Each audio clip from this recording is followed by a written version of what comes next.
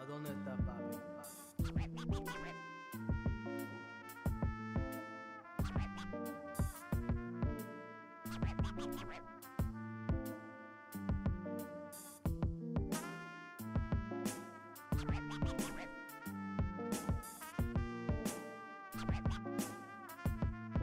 ¿A dónde está papi?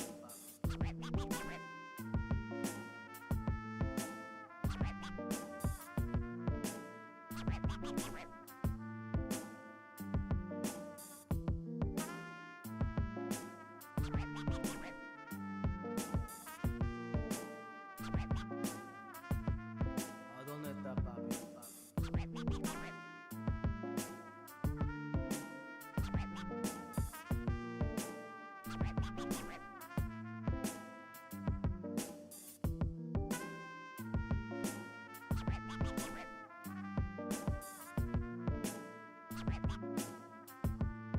¿A dónde está papi?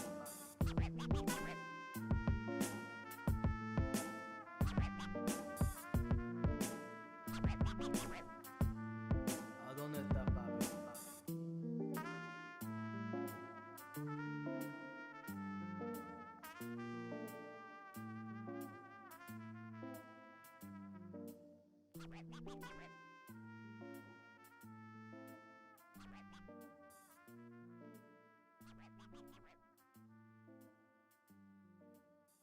¿A dónde está papi?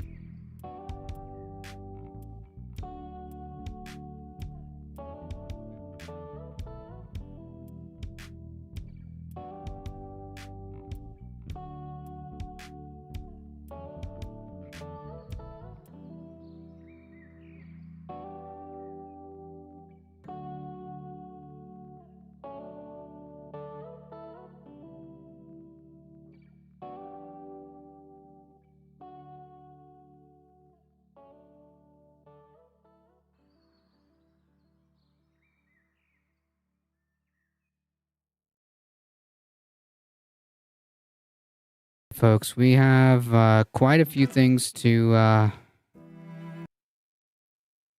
go through today.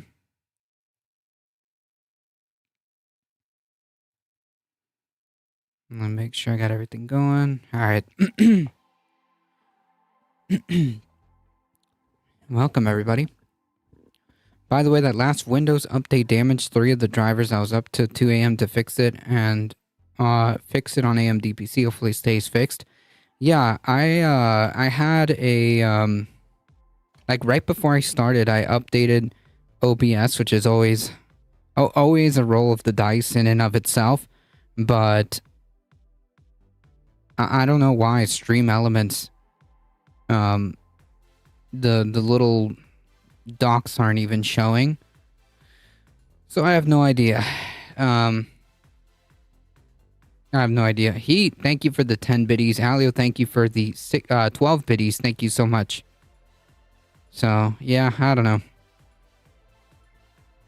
My philosophy always is if it's not broken, don't fix it. And for some reason, I can't see any of my Stream Element stuff, but it is what it is.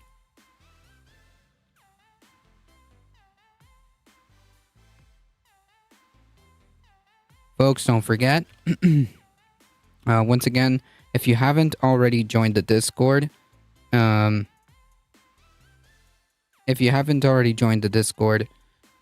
do so.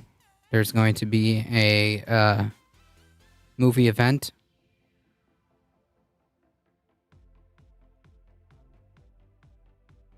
Oh wait, hold on. I think I can fix it.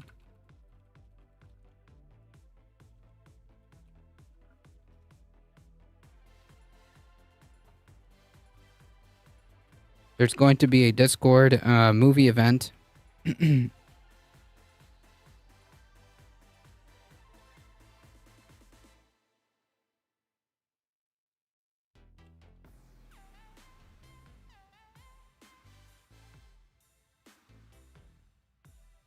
Alright, I think I fixed it.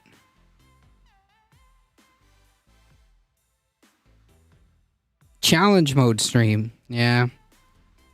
Seems like it.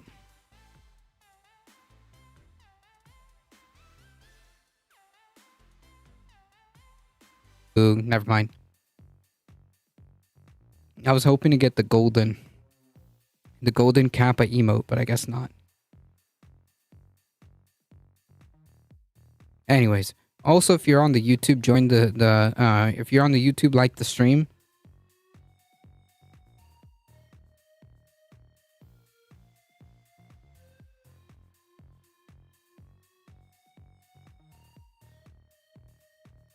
Alright, folks, we have quite a few things to go through. Not enough time, so let's start. At least I think I got everything right, or everything ready. Let me make sure.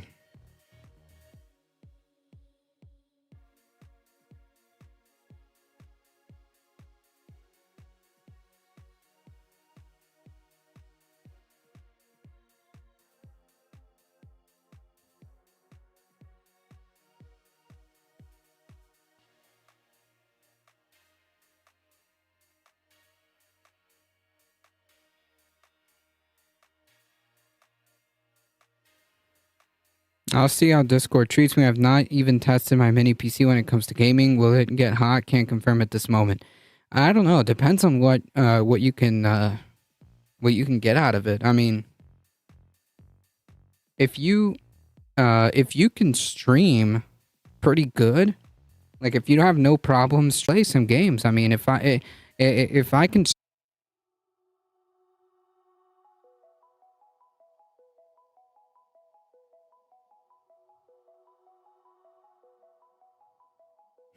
Tis but a flesh wound.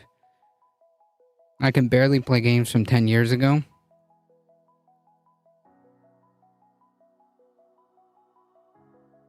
To be fair, like one of my favorite games is like super, super old. And I still play it on this PC.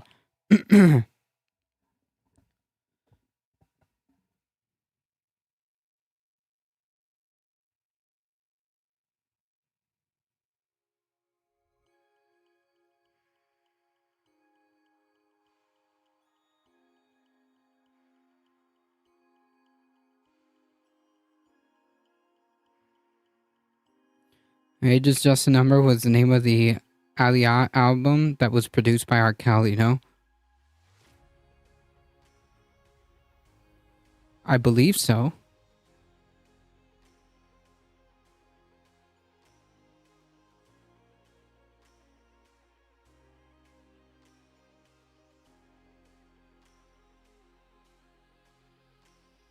Gonna go slay demons while I lurk.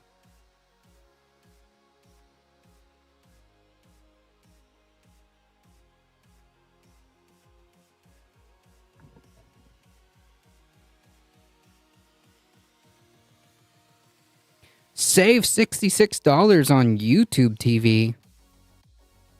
Nah.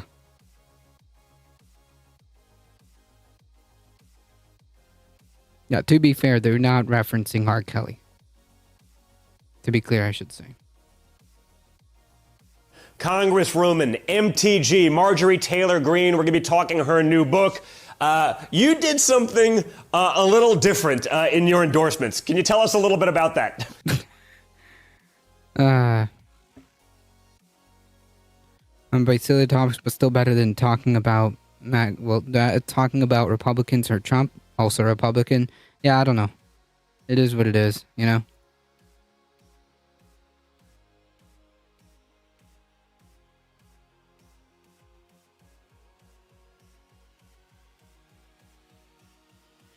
Trump Jr., stop helping Marjorie Taylor Greene. Why? They're allies.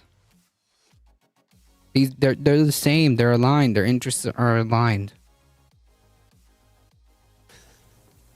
Yes, I thought, what are the things that people need to read on the back of this book that they make them wonder what is in the pages. So we put some of the folks on the back. I've got a quote from Joe Biden that says, "Isn't she amazing?" I've got Hillary Clinton. This woman should be on a watch list, not in Congress. What?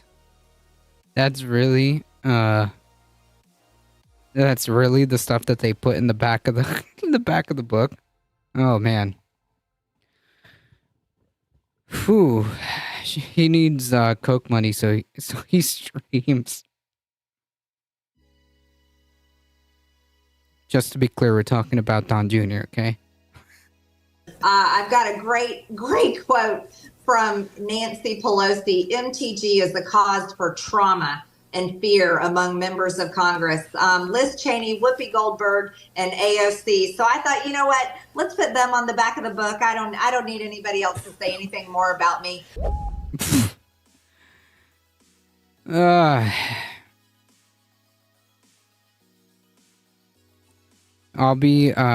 I'll just be glad when they finally convict us so we can start calling him the convicted felon Donald Trump. True. Yeah, if there is a scenario where this guy gets convicted, yeah, I'm only referring to him as the now convicted felon.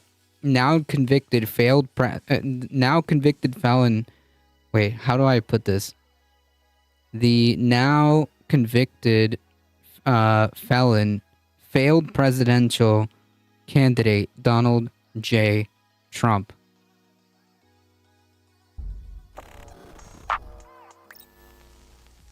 That's right.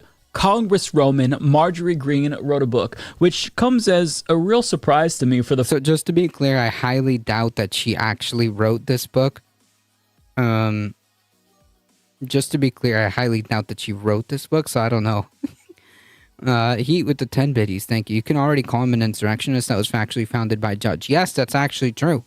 fact that I had no idea she could read, let alone write, but here we are. Now, she's very excited. She's gone out of her way to promote this book. She tweets about it all the time. She's seemingly tried to convince even liberals to read it by teasing a chapter about the insurrection she participated in. And on top of that, she takes it everywhere she goes, even to parties. And she's even tried to get on the Jimmy Kimmel Show and The View in order to promote it. And shockingly, she even managed to film an entire 12-second long promotional video for it in front of a fire pit of all places and somehow resisted her fascistic urge to burn it. And oh man, yeah, the felonious Donald Trumper is not too cool sounding. I mean, it's accurate if he ends up being convicted. I highly doubt her capabilities. Mike stole my joke. Yeah, I think we all knew where that was going, right? There's no way she wrote that book. Yeah, I don't think so. I don't think so. She wrote that book just as much as Donald Trump wrote The Art of the Deal, okay?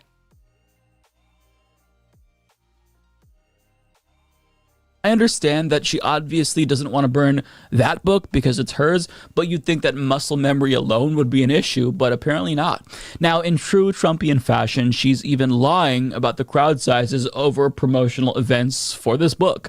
On December 3rd, she tweeted, "Wow, over 1,000 patriots showed up tonight for my book signing." And people quickly pointed out that that's not 1,000 people. It's a big crowd, don't get me wrong, but it's not 1,000 people big. But the point is she loves her books, so you can imagine the devastation she felt after learning that certain bookstores would not be carrying it.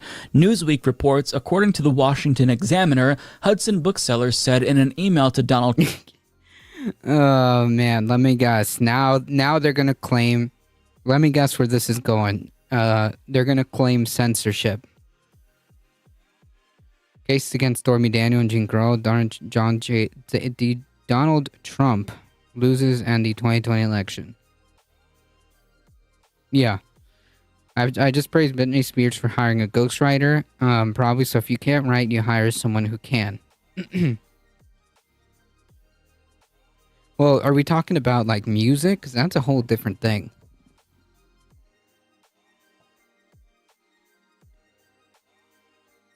Allie with the 7 biddies, thank you so much. Trump Jr.'s winning team publishing of its MTG book, quote, "We wish you luck with your publishing endeavors, but we will not be carrying your title." Per the publication, Hudson Booksellers explained that its selection is highly subjective and based on sales history. The company is quoted as adding, "Our stores are small and our shelf space is limited, so we have to make tough decisions about our title mix." Typical liberal cancel culture. They're claiming space is limited, but conservatives know what's really going on. It's a classic case of conservative persecution, and Trump Jr. was... I knew it. Censorship. Censorship.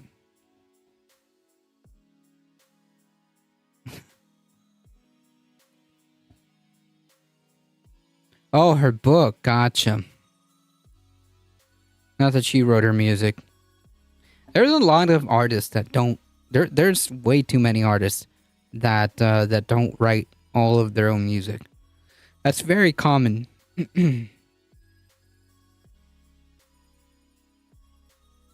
quick to point that out, arguing censorship.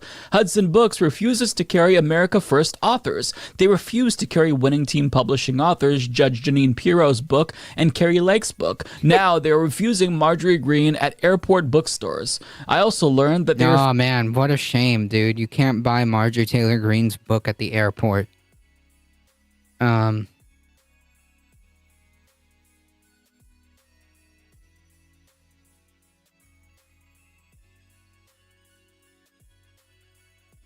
All these grifters, like, are all coming out with books.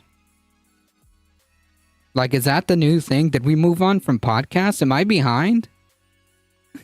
do I need to come out with the, a difficult truth memoir? Okay? In stores next year. In stores next winter.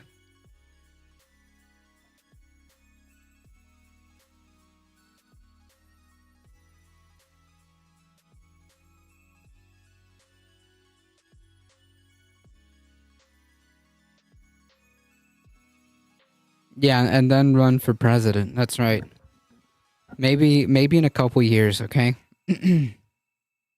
Maybe in a couple years.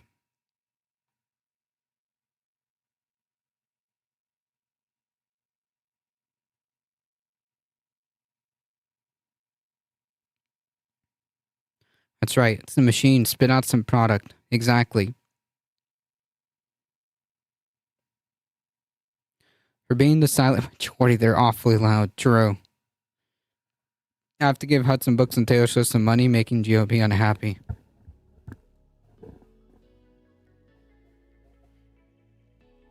refuse Mark Levin Show's best-selling book? Why are they ignoring the silent majority?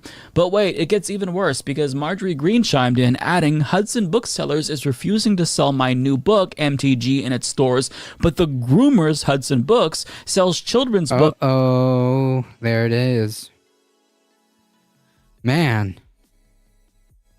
The groomer accusation. Maybe because when people see someone reading books written by domestic terrorists on a plane, they tend to get antsy. True.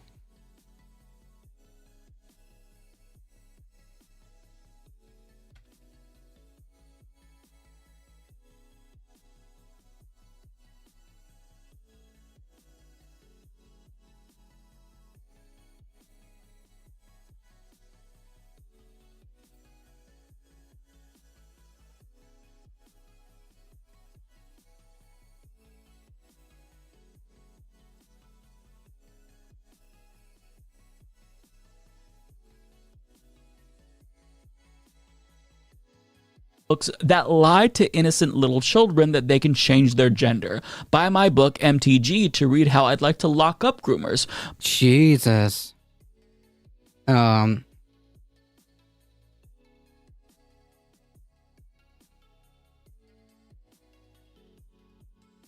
Yeah, this is pretty disturbing, right? You know, like maybe because I've never heard her say this publicly. But maybe reading her book, we can get an idea of just how extreme this person is. I mean, like, because we know what she means by locking up groomers. She just means that she wants to lock up queer people. That's it. Those are the groomers to her. That's pretty disturbing. I mean, she's said some pretty messed up stuff, but man, only if you steal, I will feel very bad if you give her money. No, I'm not giving her a cent. I'm not giving her a penny.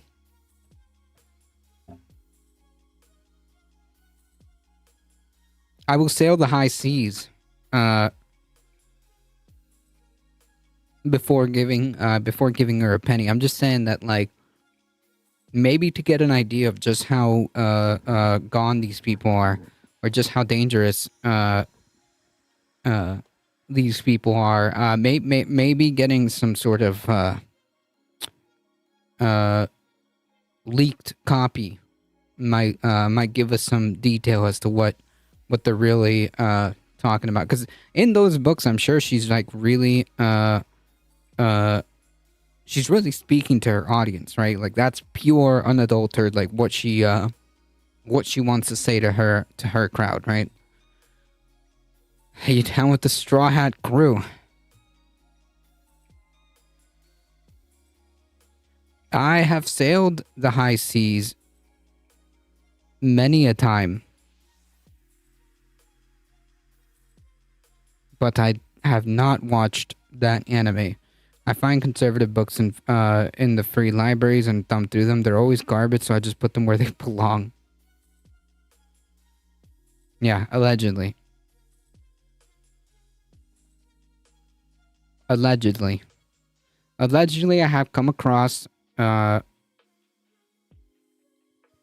shared files of media.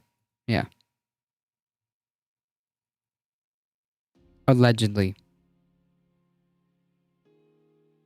But wait, there's even more. Another children's book grooming children to believe gender lies sold by Hudson Books. Shame on them. I hope people stop buying books from these groomers that use their business to sexualize children. Sick people. She concludes saying, censorship brought to you by the groomers at Hudson Booksellers. They refuse to sell my America First tell-all book.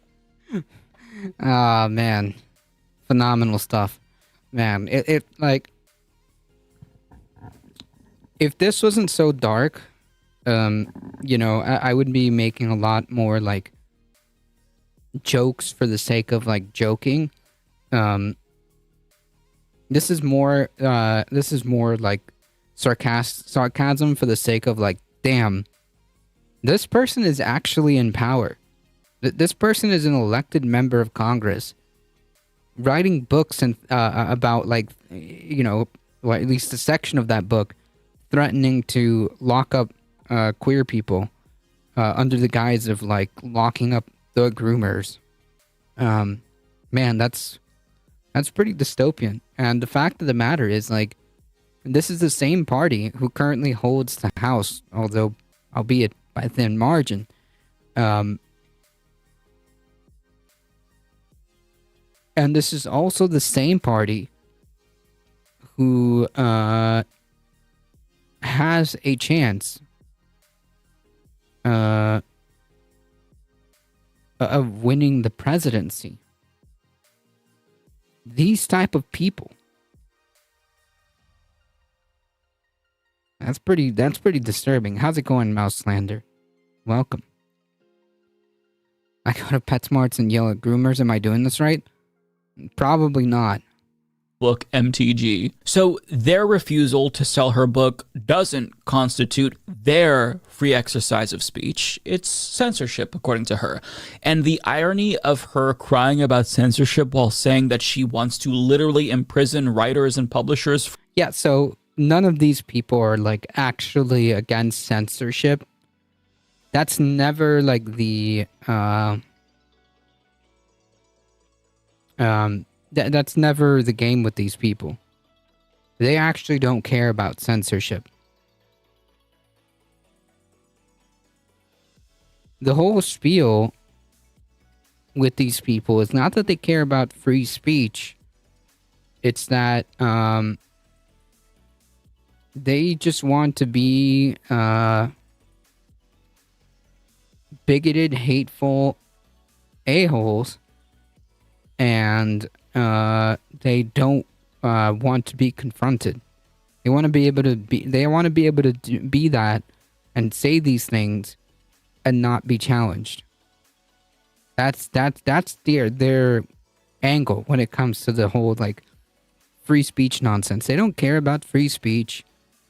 They don't care about censorship or anything like that. The angle that they're working as, I want to be the most bigoted, hateful a-hole and not get called out for it. That's it. Term limits would apply if people vote out GOP, commit to blue to make a point. Well, the thing is, they would have the Democrats would have to make that case, right? It isn't incumbent upon the voters. It's incumbent upon the party to make the voters want to vote for them, right? That's how this works. Not the other way around. Because, like, if not, that's a hostage situation, right? It's incumbent upon the Democratic Party to make the effort and get people on their side.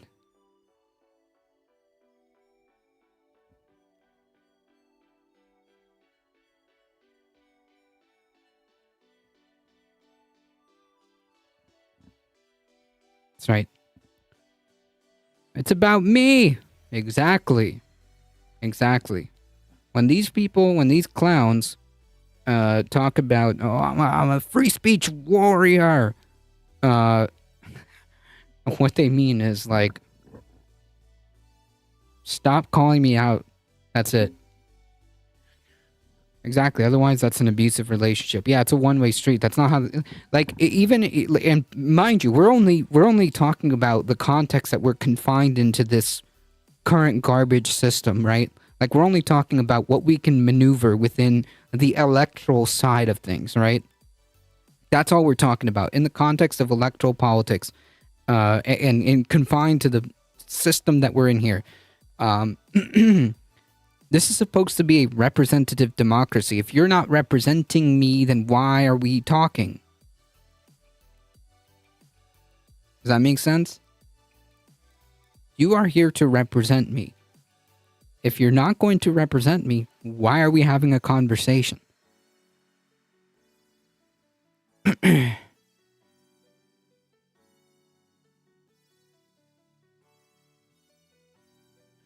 Democrats asking, look what you made me do. Jeez. I read the first chapter of Going Rogue and W. Bush's trash. Well, I'm sorry to hear that.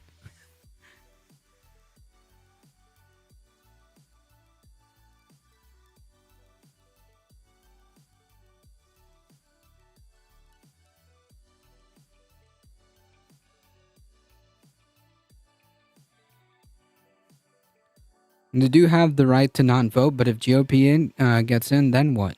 Yeah, things are bad. But my point is, besides that, right? So, like, if the Democratic Party's only, if the Democratic Party's only shtick is that they're not the GOP, that's not pretty good. That's not good enough, right? Like, at some point, something's got to give, right? It's not about not voting.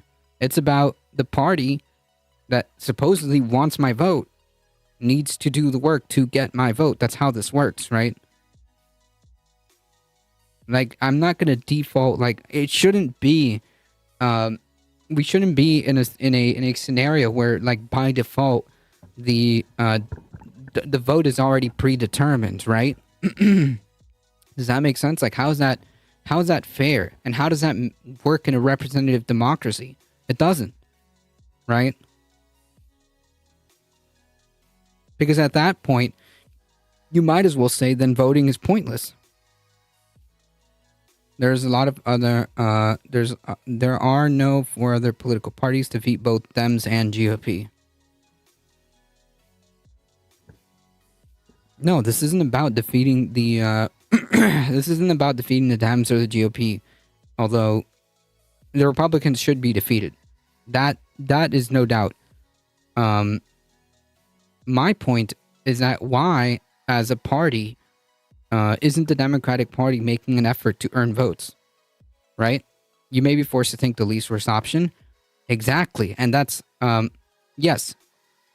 But it's not because at the end of the day, you're always going to pick the lesser of evils, right? If you had, like, different candidates, if there was a socialist candidate, then I would probably pick them, right, over a Democratic candidate, right? Does that make sense? If there was, like, a multi-party system where you can have multiple parties, then I would probably pick a more left-wing party. That would be the lesser of the least worst option. However, in a 2-party system, you reach a point where the Democrats, all they do is say, well, we're not Republicans.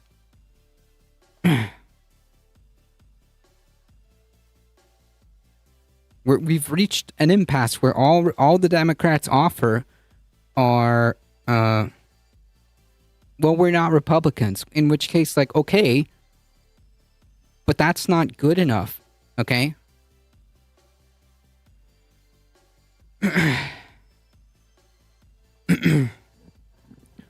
We have a saying, don't let the perfect be the enemy of good. Okay, but I'm not asking for a perfect candidate. I'm asking for a candidate that tries. Jesus. I'm asking for a party. I'm asking for a political party that tries. This isn't it. I feel like I was eager to vote for Obama first term. We all know how that panned out. And I was eager to vote for Bernie. Now I don't know if I will ever feel that way again. Yeah, and that's the problem. And you know who has cultivated that apathy? You know who's cultivated that apathy? Well, that's on the Dems. If you feel that way about the Democratic Party, then that's sort of their fault, right? Does that make sense? If you feel like that, that's not your fault. That's the Democratic Party's fault. Their job is to go out and campaign. Their job is to go out to campaign and earn your votes. If they can't be bothered to do that, that's a recipe for disaster, because then people are going to start feeling like this. and rightfully so. The only business the Democratic Party has is to please us, is to please the voters. That's who gets out and votes for them. In a time where everything is so hyper partisan, the only option you have is to attempt to get your base out. That's how you win elections. Okay. In a time of hyper partisanship, you have to get your base out to vote, and that means pleasing them. Yeah.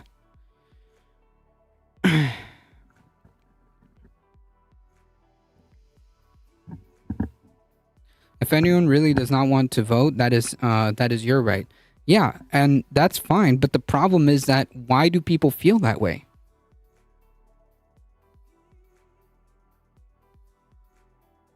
Why do people feel that way? If you're seeing, if you're hearing people say that I don't want to be a part of this, or if you hear people say I'm tired of this, then like that's kind of the Democratic Party's fault, isn't it? Because the immediate conclusion should be, well, what is the party doing to make these people want to go out and vote? What is the Democratic Party's strategy right now to energize people to vote? Which of the two options is likely to give you the most and which to take away the most? Yeah, I get that, but that can't be the argument every single time, right? Because the fact of the matter is, it just encourages apathy, okay? It just encourages apathy. Isn't like the Democratic Party's strategy can't forever be, we're not the Republicans. That just can't be their strategy. Because if not, then what's the point? They're assuming that all of this is a foregone conclusion and we're just supposed to vote for them because, you know, they're not the Republicans. Okay, well, what are you going to give us?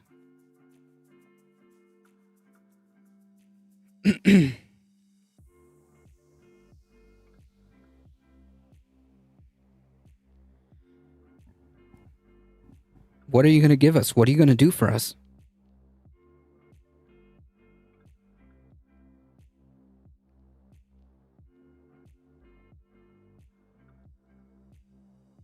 Trump literally committed treason on camera, tried to coup his government, literally, and is still not in prison. I blame the Democrats for this being the case.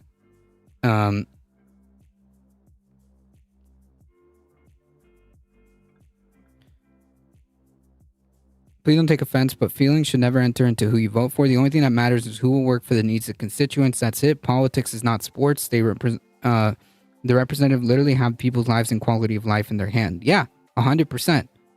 But I'm saying that like a lot of people are tired of being ignored.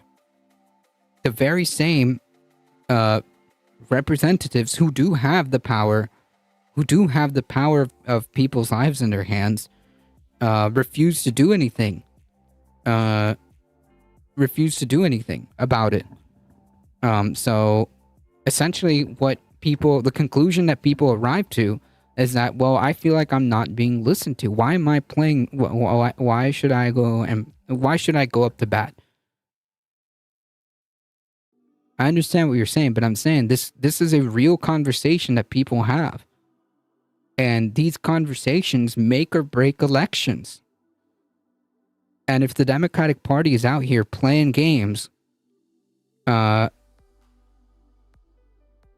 know, we've been here before though. What are people willing to do to gain concessions in a party? What are people willing to put online? Because it often sounds like nothing.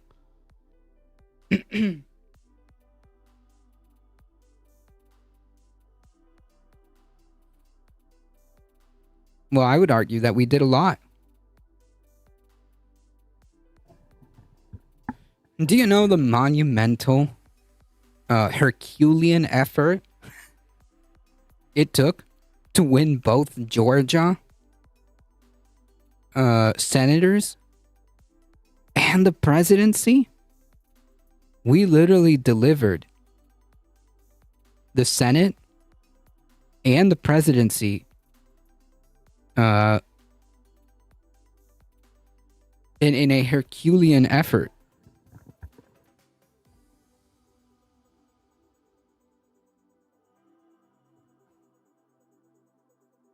We don't have improving infrastructure. We have maintaining, degrading at best. Things are getting better, nicer, cleaner.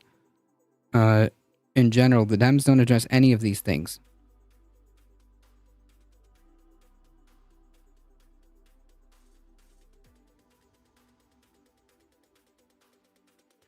Pass tax credits and continue same austerity for people, lavish amounts of cash to corporations. Yeah. Candidates have been voted out, and Trump did not win in 2020. Trump and GOP can say he's president for 50 years. It does not make it so. Yeah, well, right now we're facing the very real possibility of him winning the election. Doesn't that make you a little angry? Doesn't that make you a little angry that literally a dude who's currently under indictment under 4 different court cases about 91 felonies, and this dude somehow still has right now a shot at the presidency, and the Democratic Party is just like, oh, don't worry, we're not Trump. That's not good enough, dude. That's not good enough. You should drop a list of what topics impact you the most, rate each party for how much, and they will do for you on each topic. Yeah, and the Democratic Party isn't that great. The Democratic Party hasn't been doing that great.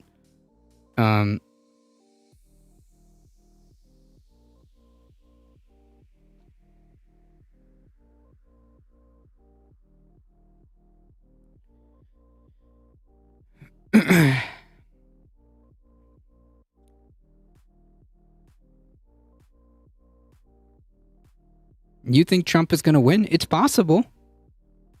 It's possible. And it should anger you that the Democratic Party is not doing enough to get people out to vote. It's not doing enough to energize that base. Right now, the Democratic Party's their strategy is hope. Is hope. It's thoughts and prayers. Okay, it's literally thoughts and prayers that this whole indictment thing goes down, and thoughts and prayers that somehow this torpedoes enough support. Torpedoes enough support off the Trump side to squeak in that to eke out that win. That's the plan here.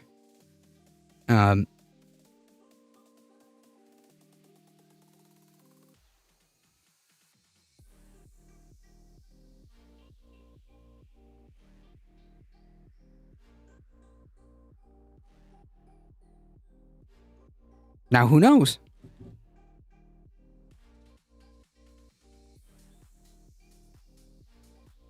Maybe in a couple months, Dark Brandon decides to pop out and starts, making policy that starts affecting how people think. Maybe Dark Brandon makes an appearance at the last minute, and says, "You know what? We're gonna try to rectify things." I mean, these are just wild hypotheticals. Let me be very honest. And things could change. Maybe they're right. Maybe it's the case that that their gamble that their gamble pays off. Maybe they're right. Trump gets convicted and it eats off just enough support to squeak out a victory. But again, what is the point of having a representative democracy, representative republic, whatever, where you elect representatives to represent you? It failed to do that. Why are we at their mercy instead of the other way around? Does that make sense? Is it true that the center of gravity of the U.S. has lurched considerably to the right? Yeah, it has.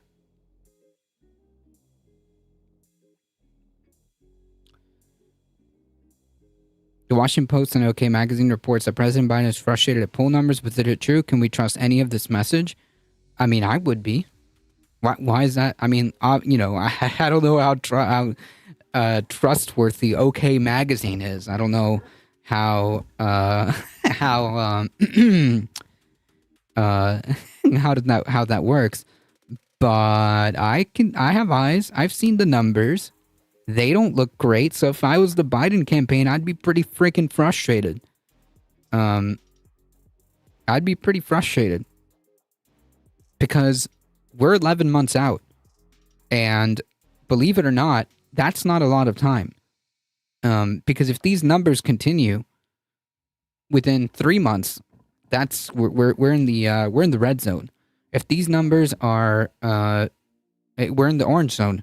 If these numbers continue 6 months down the line, with only a couple months left to the election, with only like 4 months left to the election, then that it's over. It's over at that point. There's no time to turn that ship around. Okay, 11 months out, you still have plenty of time to move. Not in 6 months from now. If that's still the same case, it's over. If the GOP loses its majority in the House, Doc Brandon can get back to work? Not necessarily. Not necessarily. This reminds me of the Hillary Trump all over again, but worse because we know what he's capable of. We just can't stomach the candidate still. Yeah, like this time people are more angry because like it was already like in 2016, like people are like, okay, look, this is a huge mistake. This is a terrible candidate. But people were like, okay, well, Trump is pretty bad, but he's never been in office.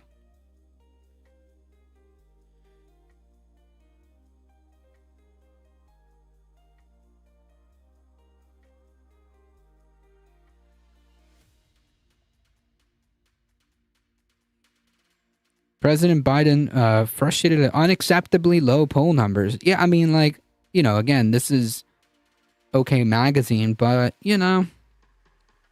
it's not out of the realm of possibility. I mean, I've seen the numbers, and they haven't changed for months. For months, it's been...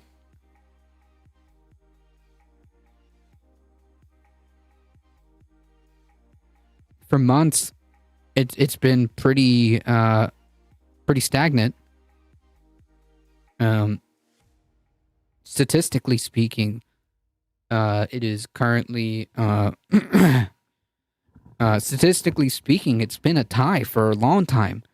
Even now, it's been months since these indictments have dropped. To have people simmer over them, it hasn't affected this at all so far. A conviction may do so, but who knows? Biden will only do what the lobbyists want. True. Also, to what he said, and this time he doesn't have to be on good behavior to get reelected, let alone given the events of January 6th. Yeah. From the Hill, Biden at 34%. Phenomenal stuff. If that's true, it may be Doomer already.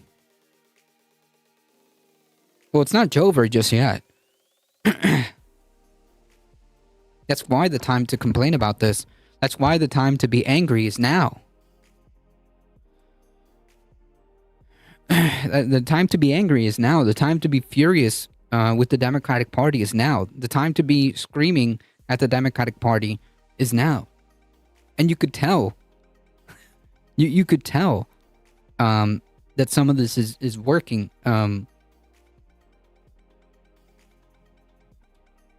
Biden did this. I'd not be so doomer if Biden were handling Israel differently. True. A-Bond. Thank you so much with the 1 biddy. I appreciate that. Welcome. Thank you. It's a tie because MSM wants it to be a tie to maintain the tension. Maybe, but it's not out of the realm of possibility that this is where it's at. I mean, and also to be fair, mainstream media isn't the only one that that participates in these polls, right? A-Bomb with the 10 biddies, thank you so much. True, scream at the Dems now, but polls are not votes and could not matter if everyone votes. Right, but that's my point of why I'm screaming and angry at the Democratic Party and Joe Biden. Because it's incumbent upon them to go out and get those people to vote. And if they're doing stuff that doesn't make people want to vote for them, then like, damn, that's not good, is it? If they're actively like just shrugging off their base, and they're seeing these numbers come in, because again, I think that it's not just mainstream media who does these polls. There's a lot of like companies that do this, and if you consistently keep getting an aggregate of like, essentially statistically, this is a tie, right? Sometimes you'll get a poll that says like Trump is +4 or whatever, Biden's +4. Sometimes you get another one that says Biden is +3. All of this is all well within the margin of error. So in other words, another way of putting it is that it's been a statistical tie for a long time now. Not much has changed. I think the only thing that's kind of like been raising eyebrows is that specifically the only thing that's been raising eyebrows is that specifically the swing states who hold the electoral college, those are the ones that hold the electoral college votes that matter, that will make or break an election. Those are starting to look a little iffy. But like basically, for all intents and purposes, this is a statistical tie, and it's not up to you can't blame the people. The problem is the Biden campaign. That's who you need to be angry at.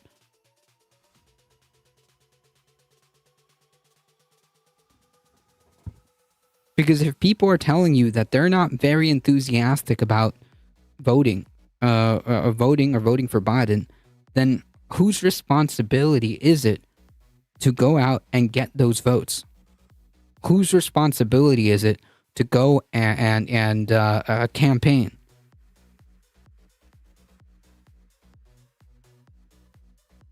Does that make sense?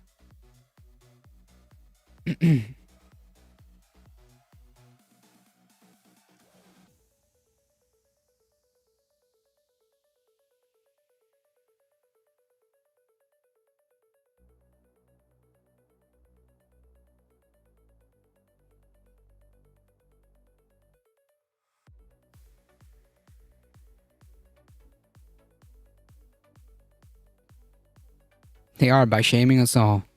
And then we have heard this before news. Haley's up, but DeSantis campaign in trouble. None of those campaigns matter. Okay, have you seen Donald Trump's numbers within the GOP primary? None of those campaigns matter. None of them. Like, I don't even, there's no, like, it doesn't, no, none of those campaigns matter. Have you seen like how far ahead Trump is in the polls in terms of the primary, the GOP primary? Like, there's literally no point in even, like considering what Nikki Haley or Meatball Ron's up to. Okay, that's it. Their campaigns are done. That's it. There's no point in talking about, how close Nikki Haley. Oh, Nikki Haley's rising in the polls. No.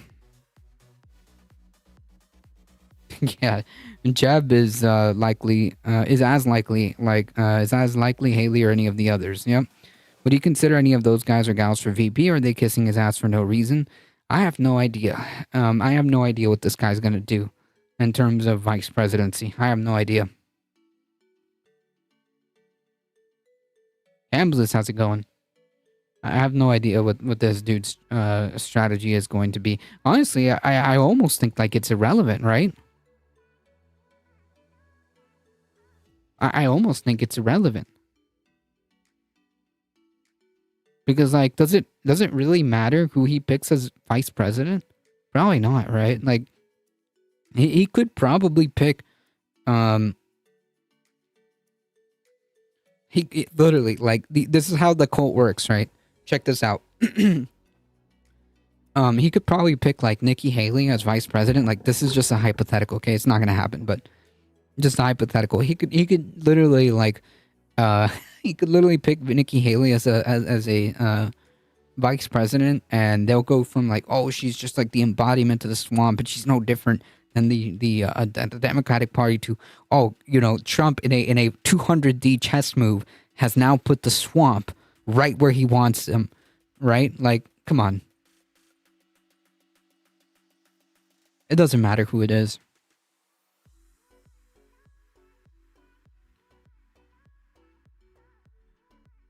He made a safe pick last time. He'll go with the pillow guy this time. I mean, it doesn't matter in my opinion. I don't know. I don't know if it's gonna matter. Like, dude could choose literally any like Republican. It'll for all intents and purposes it'll be the same. You see, it is that Nikki Haley was just pretending to be the swamp to get in on the inside of the MAGA team. True.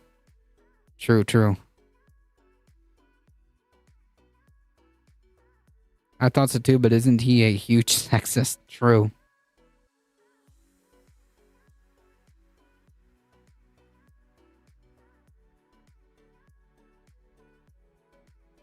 Anyways. For grooming books should not be lost on anyone. But the hypocrisy goes much deeper than that, because Marjorie Greene co-sponsored legislation that would actually violate the First Amendment and facilitate the very censorship that she now claims to be against. I'm talking about H.R. 863, which is federal book ban legislation that would effectively outlaw LGBTQ plus books in schools by designating them as pornographic material. And as you can see, she is one of 10 Republicans to... Yeah, so again, these people, like, when they talk about censorship and when they talk about free speech or the First Amendment, yeah, they don't really actually care about any of this stuff. They don't actually care about any of this stuff. Lindell and Trump on the ticket, it won't matter. It won't matter. I don't know how that's gonna work out, but I don't think so. Lindell has his own problems to deal with. Liz Cheney, probably because of corruption, never stops. I'm super glad I didn't have Meatball Ron as counsel when I served. Even if I got a whiff of how much of a racist bigot he is, I would have been in court-martial for two reasons. Courts-martial, gotcha. Courts-martials. MAGA insurrectionist who interned for Senator Marco Rubio is arrested and charged for despicable actions on the January 6th insurrection. Yeah, like here's the thing. Again, like there's no such thing as like MAGA, whatever. These are just Republican conservatives, okay? That, like, this dude was literally interning for a Republican senator. So what's the difference between like the MAGA movement and like Republicans? There is none. There is like virtually no difference between these two things, right? MAGA is Republicans. That's it. And the people who claim that they're not, usually the extreme people will say that they're just not, they're just Democrats or something. They'll make up something. Oh, you're not MAGA, or you must be some kind of liberal Dem. Okay. The only difference is impulse control. True. At the end of the day, they'll still vote the same way. Here's a question I would love to have answered. If India can hold an election in 40 days where they poll 4 times the number of people in the U.S., why does the U.S. need a year to do the same, and why does election season never end? That's a good question. That's a good question.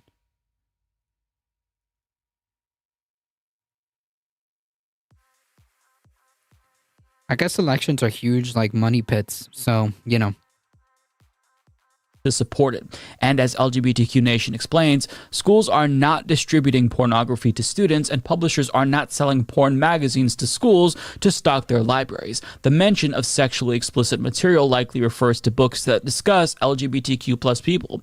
Many on the right refer to any discussion of LGBTQ plus people in the presence of children as the sexualization of children. The bill also dovetails with right-wing fear about pornography in schools. Many right-wing activists over the past several years have called any book that discusses sexuality at all pornography, including books that discuss non-heterosexual family structures. The language has been used to raise the stakes as conservative parents tried to get books by LGBTQ plus authors banned from school districts. And again, Marjorie Greene supports this. I'll repeat that. This proponent of book bans is now whining that her book is being censored. You can't make this shit up, folks. I'm assuming that she expected her book to sell so well that business-minded retailers would want to sell it to profit off of it, but it's not doing well. And to make matters worse, there's been so many negative reviews for her book on Amazon that they literally had to restrict reviews after realizing that her page was just being brigaded. And some of the reviews are downright fucking hilarious, and I've got to read them to you. Quote, difficult to read if you speak proper English. A mixed bag of right-wing rhetorical nonsense and attempts to hide the opinionated, racist biases behind it all. Seems to have... Hey, you know what? Maybe she did write this, okay? Maybe she did write this. Or get like the collective hive mind of 4chan to write this for her.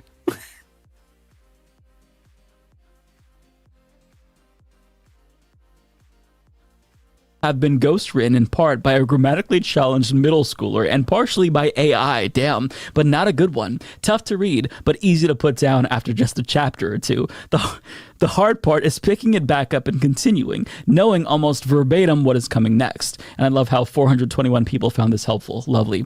Another one says, I was a huge supporter of MTG and voted for her 2 times, but this book is garbage. The only thing in this book that is truthful is her name. Was going to buy it for family for Christmas, but glad I read it first. Ooh, man. And this person titled the review, what is she talking about? Oh, man. Phenomenal stuff. And I love how, like, this is a supporter of Marjorie Taylor Greene. This is a constituent. I was like, oh, wow. When, like, I sat there and actually read her, conscious thoughts, and, like, you know what? No. And 2,966 people found this review helpful.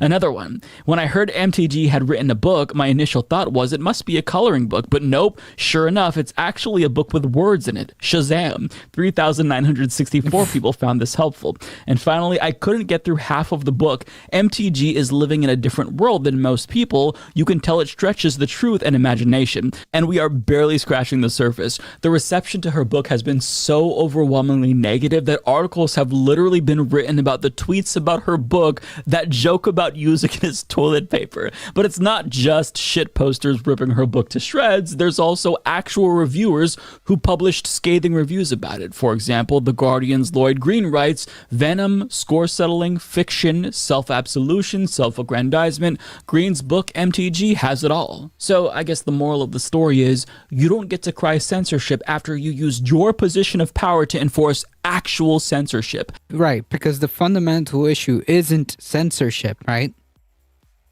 That's not the interest. That's not their interest at heart. They don't care. They just want to be, as I said, they just want to be hateful bigots, and not get any pushback. They just want to be hateful bigots and just be accepted for it. And that's just, you know, it's cool. It's okay.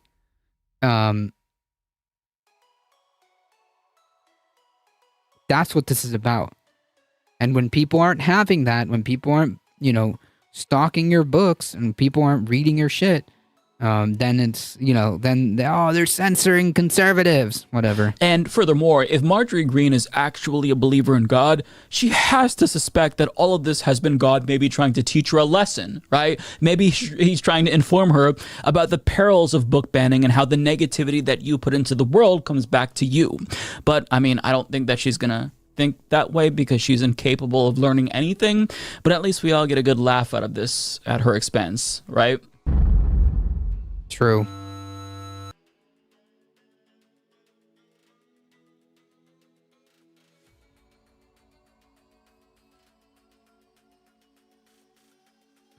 It's like Louis Carroll had no talent but wrote Alice in Wonderland anyways.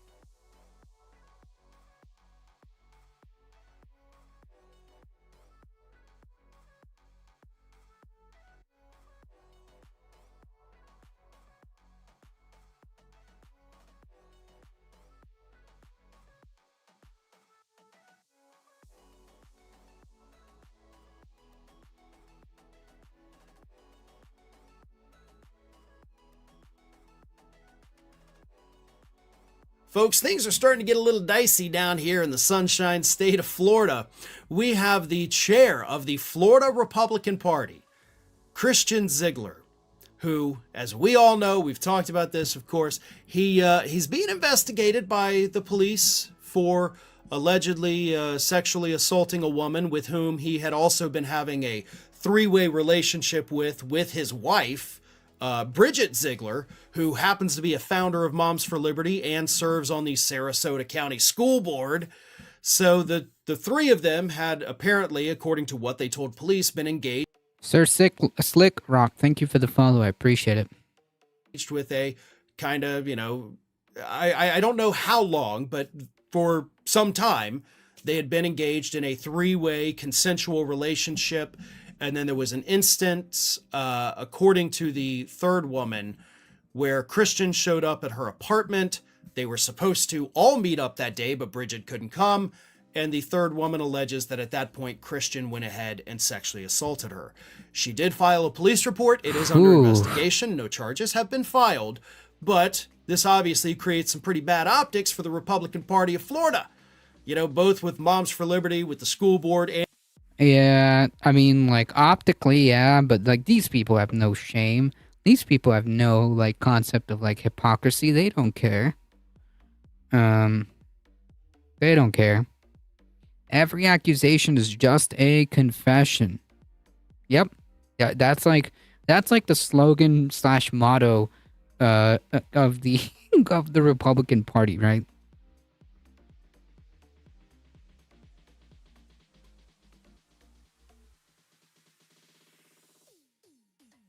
Undoubtedly, that that has been proven time and time again.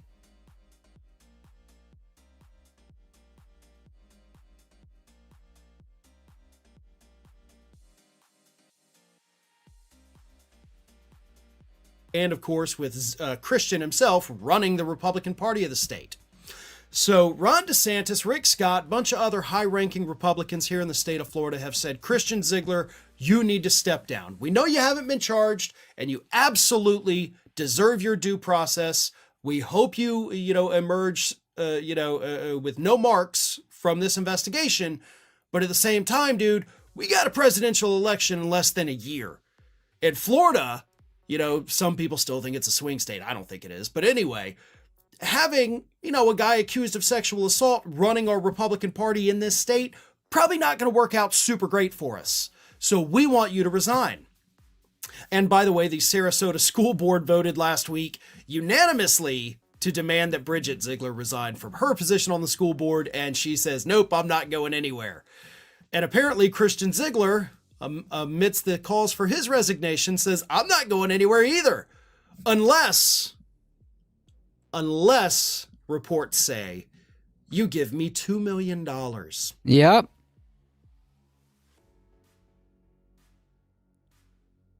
Yeah.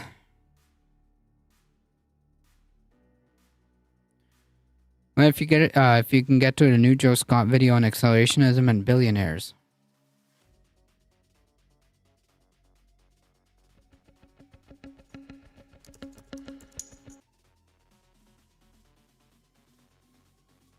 Told you that billionaires are actually trying to destroy. What if I told you that billionaires are actually trying to destroy the world? Like, have you ever seen some of the decisions that the rich and powerful make and think to yourself, what are they thinking? Are they trying to make everything worse? Actually, yeah. Some of them, anyway. But why? Why would somebody actively try to bring on the collapse of society? Well, there is a kind of logic to it. Let's say you have colon cancer. You got a tumor. One way or another, you're going to have surgery. It's going to be painful, it's going to be scarring, it's going to suck. But you have to do it. Would you rather do it early when the problem is small, or wait till it gets huge and the surgery becomes life-threatening? Early, obviously. That's why they push so hard for colonoscopies. Well, some people believe, for reasons that we'll get into, that societal collapse is coming, that it's inevitable, that our current path is unsustainable, and if it's going to happen anyway, you might as well do it early and as fast as possible. Believing, of course, that a better world is on the other side, a world where we can fix the mistakes that we inherited and remake it in our own image. This belief system, or philosophy, whatever you want to call it, is called accelerationism.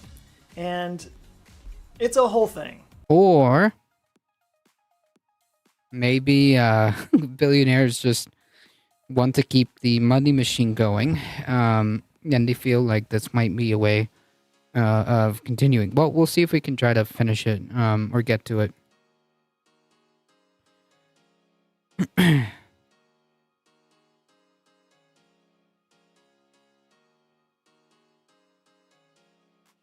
Mr. Ziegler tried to unsuccessfully fend off the board's efforts to suspend him. Mr. Thompson said Ziegler, on soapbox trying to defend himself not working, he wrote, adding minutes later that Ziegler's salary had been reduced to $1. The party's executive committee will hold another vote on whether to remove Mr. Ziegler. Yeah. According to new reports, Mr. Ziegler, through his surrogates, is allegedly, of course, demanding millions of dollars to resign as the chair of the Florida Republican Party.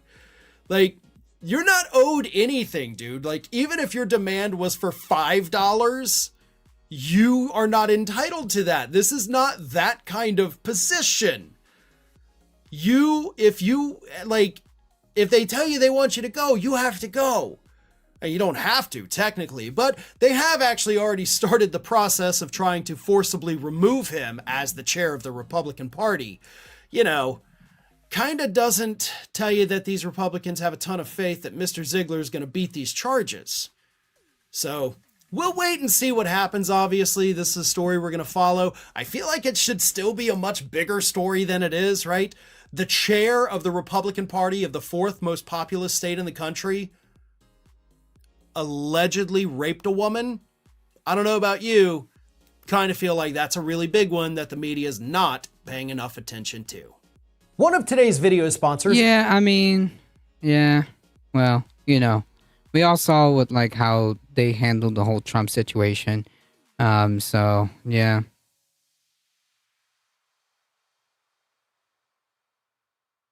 Anyways.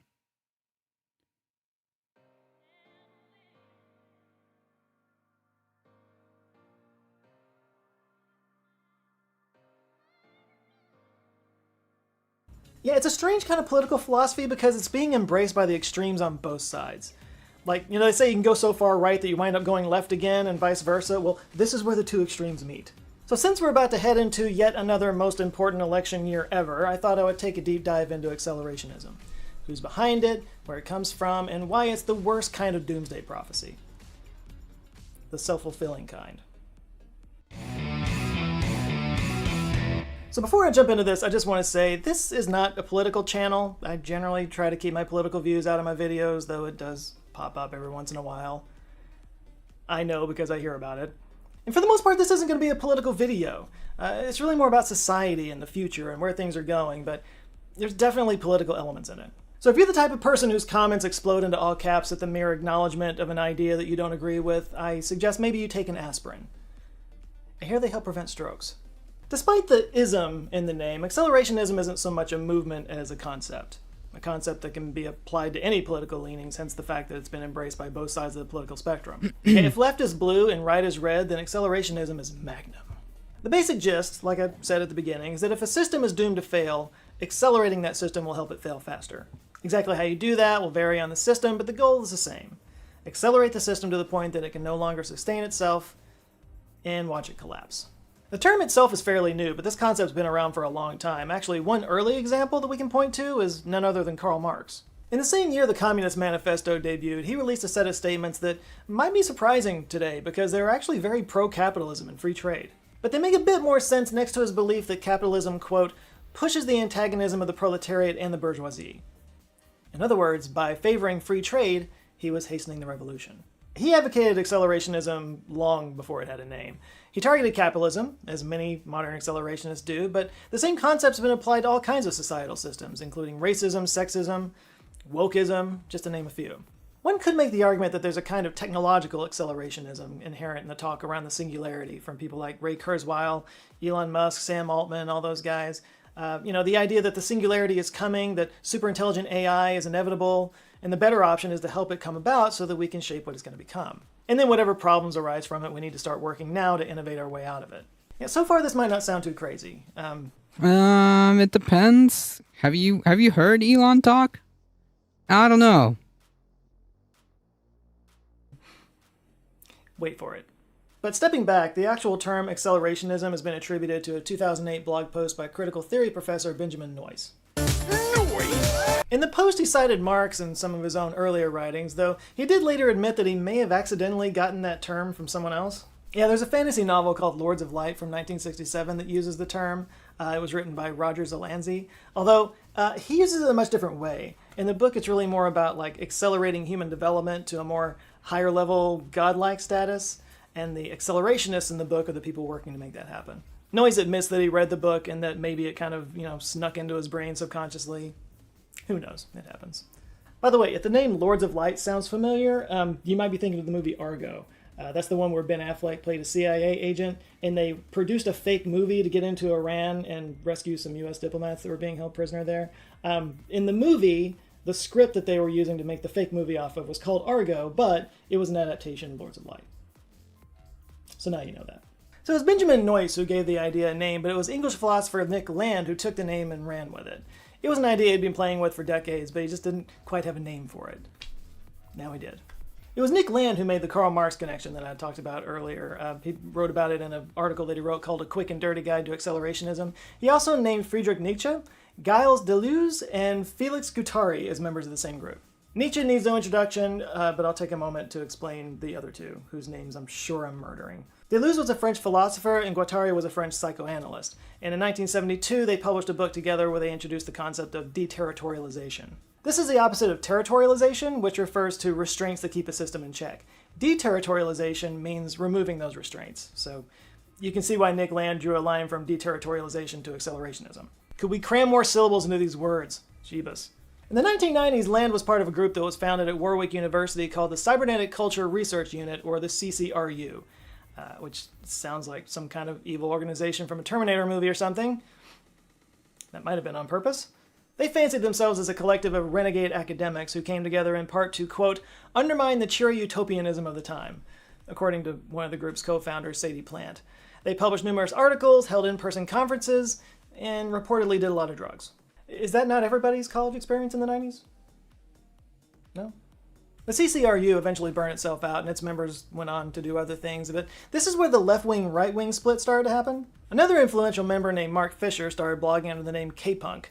He attracted a following and eventually co-wrote a manifesto that became the foundational document of left-wing accelerationism, or LX. It's Nick Land's writings that are considered foundational to right-wing accelerationism, or RX. Both sides envision a post-capitalist future and a technological singularity. LX is concerned with producing a more equal, more just world after the revolution, and they believe that technology is the key to improving the human condition. Which isn't really that far off from the original meaning from Lords of Light, if you think about it. Nick Land, meanwhile, has gone further to the right. Since 2013, he's actually been associated with a far-right neo-reaction movement, also known as NRX. NRX was spun out of the blog of a software engineer named Curtis Garvin, who posts under the name Mencius Moldbug. They're anti-democracy and pro-authoritarian, to the point that some of the NRXers actually criticized Donald Trump for not declaring himself king. Yes, the collapse of Western civilization, brought to you by K-Punk and Mencius Moldbug. So obviously there's some dangerous ideas that we're walking into here, but it helps to keep in mind that at least most of these people think that they're actually getting us closer to a better world. And that's based on the idea of the four turnings. I've been reading this book lately.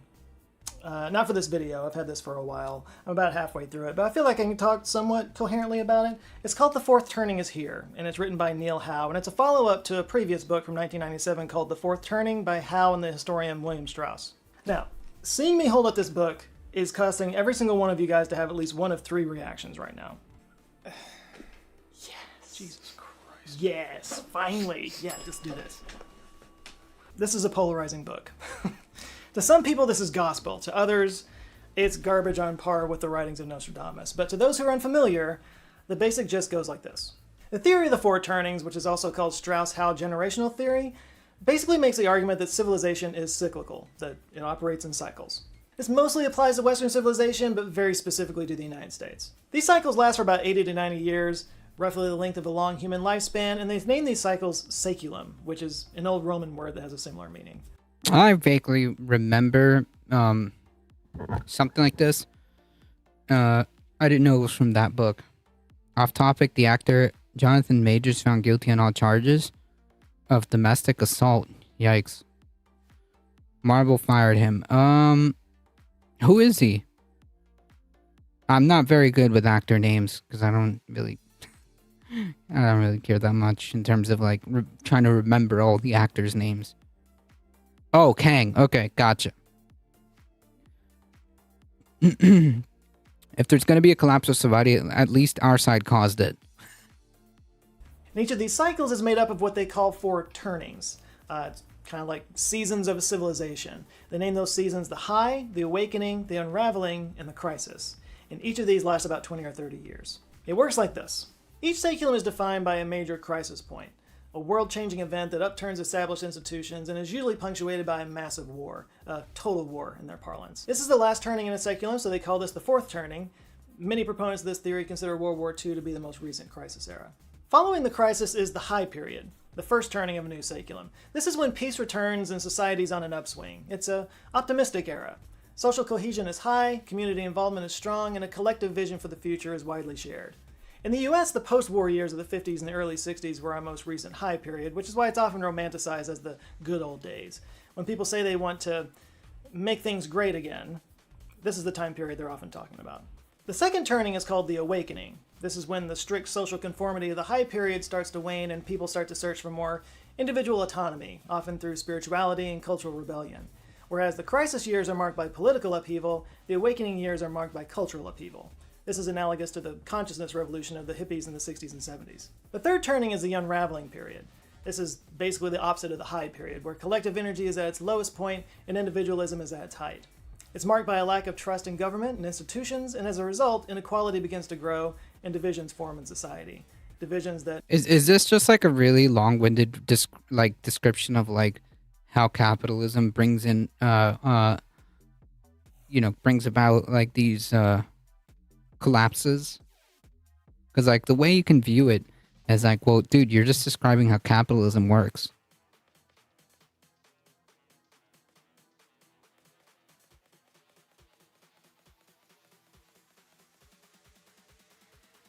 And it's no coincidence that each time this happens, more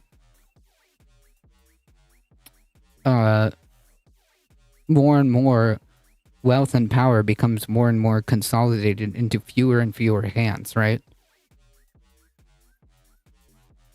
that eventually lead back to a crisis period, bringing a close to the saeculum, and the cycle starts all over again. Now, the reason this works, and the reason it's called generational theory, is because each generation is kind of shaped by the turning that they're brought up in.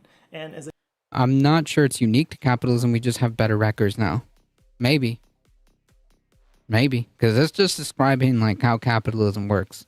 But then again, I'm seeing it from this lens, this point of view. Capitalism after warfare in society?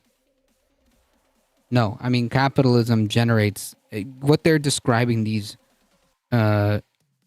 cycles is just the way capitalism works. And every time those cycles complete, it just so happens that there's a lot of... that there's people who benefit from this.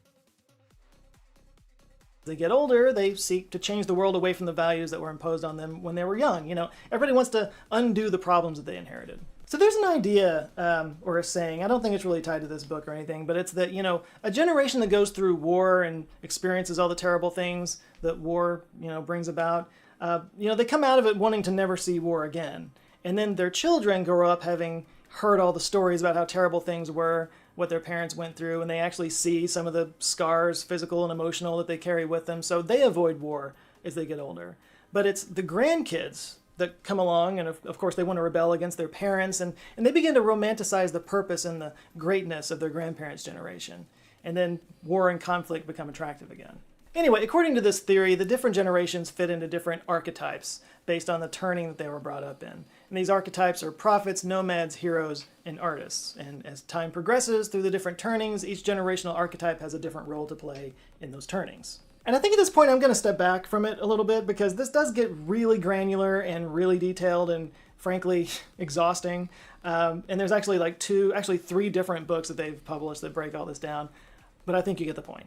But just to bring this point home, they consider World War II to be the most recent crisis point.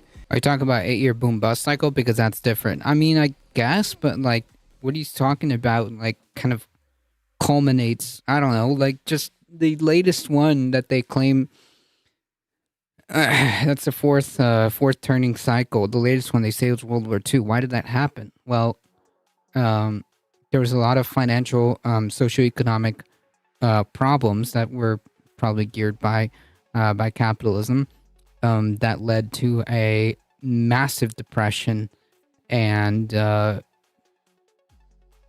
that kind of set the stage for a lot of far-right governments to start taking power. And next thing you know, we're now at World War. It resets. And now, here we are. Such silly pop psychology. I don't even know if this is is this even psychology? I don't even know. Was the Civil War. About 85 years before that was the Revolutionary War. 75 or 80 years before that was a Glorious Revolution in England. And it keeps going. But the proponents of this theory have tracked it all the way back to the 1400s. And for those keeping count, World War II was the last crisis. So 80 years after that would be now. Clearly, this is where the theory breaks down, because in no way are we experiencing any kind of societal crisis right now. So look, I get why this is interesting and compelling. I do have my criticisms of it. I'll get to that later. But it's this kind of thinking that fuels accelerationist ideas. If there is this great wheel of time on which a crisis is inevitable and it's followed by a great high period, I mean, I can see why it's tempting to just rip the Band-Aid off and get it over with. Everybody wants to get high. It's especially appealing if you're in a position of privilege and power, be it financial, political, or otherwise. The idea that after war, 2 generations thinks war is bad, but the 3rd generation thinks war is good. Yeah, it seems kind of silly because, the people that are engaging currently in war are not like the, are not the younger generation. A lot of the younger generation seems to be very adamantly against war. Yeah. And you know that not only do you have the means to survive the crisis, but you can shape what comes after it. It's kind of like a belief in a secular rapture. But these kinds of ideas where the ends justify the means, the end being a promise of a better world, have been used to justify horrific acts from the beginning of time. On May 14th, 2022, a man walked into the Tops Friendly Market in the predominantly black neighborhood of Buffalo, New York, and opened fire, killing 10 people and injuring 3. The killer, whose name I won't broadcast because that guy, not only live-streamed the massacre on Twitch, but had written a manifesto explaining his actions. And by the way, I feel the need to point out that he later pled not guilty in court after, live-streaming himself doing it and writing a manifesto about it. Serious question. Has anything good ever come from a manifesto? Can't think of anything. Anyway, one line from this particular manifesto read, quote, "Stability and comfort are the enemies of revolutionary change. Therefore, we must destabilize and discomfort society whenever possible." The heading for that section that quote was in? Destabilization and accelerationism, tactics for victory. This quote, by the way, was basically taken from another manifesto written by the guy who killed 51 people at 2 mosques in Christchurch, New Zealand in 2019. Hell, many people point to Charles Manson as an early accelerationist. Manson and his followers thought that a race war was inevitable and figured that the best way to come out on top was to help it get started. To do this, they murdered at least 9 people, including the actress Sharon Tate. They thought that the grisly scenes would incite fear in white people who would blame black men for the crimes and declare war against the entire race. But now, before you start thinking they were crazy, they actually thought that whites would lose the war and be eliminated. All of them except for the Manson family, of course, because they were prepared for it. But then, Charles Manson would be able to rule over all the black people. No good manifesto. True. The only good manifesto is the Communist Manifesto. Did this video include the Gulf War? I would think now war is very unpopular. Yeah, given by how people feel about war right now. Because obviously they wouldn't be able to rule over themselves. Okay, yeah, they were crazy and racist. They were crazy racist.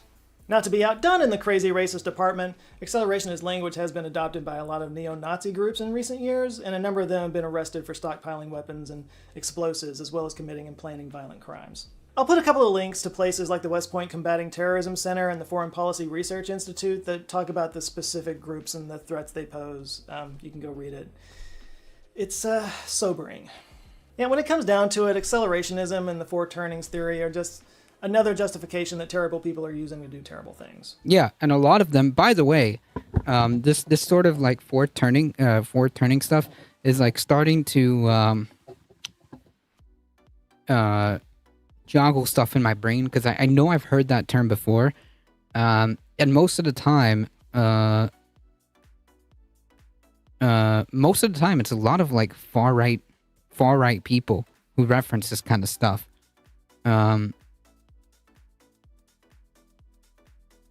That I have noticed.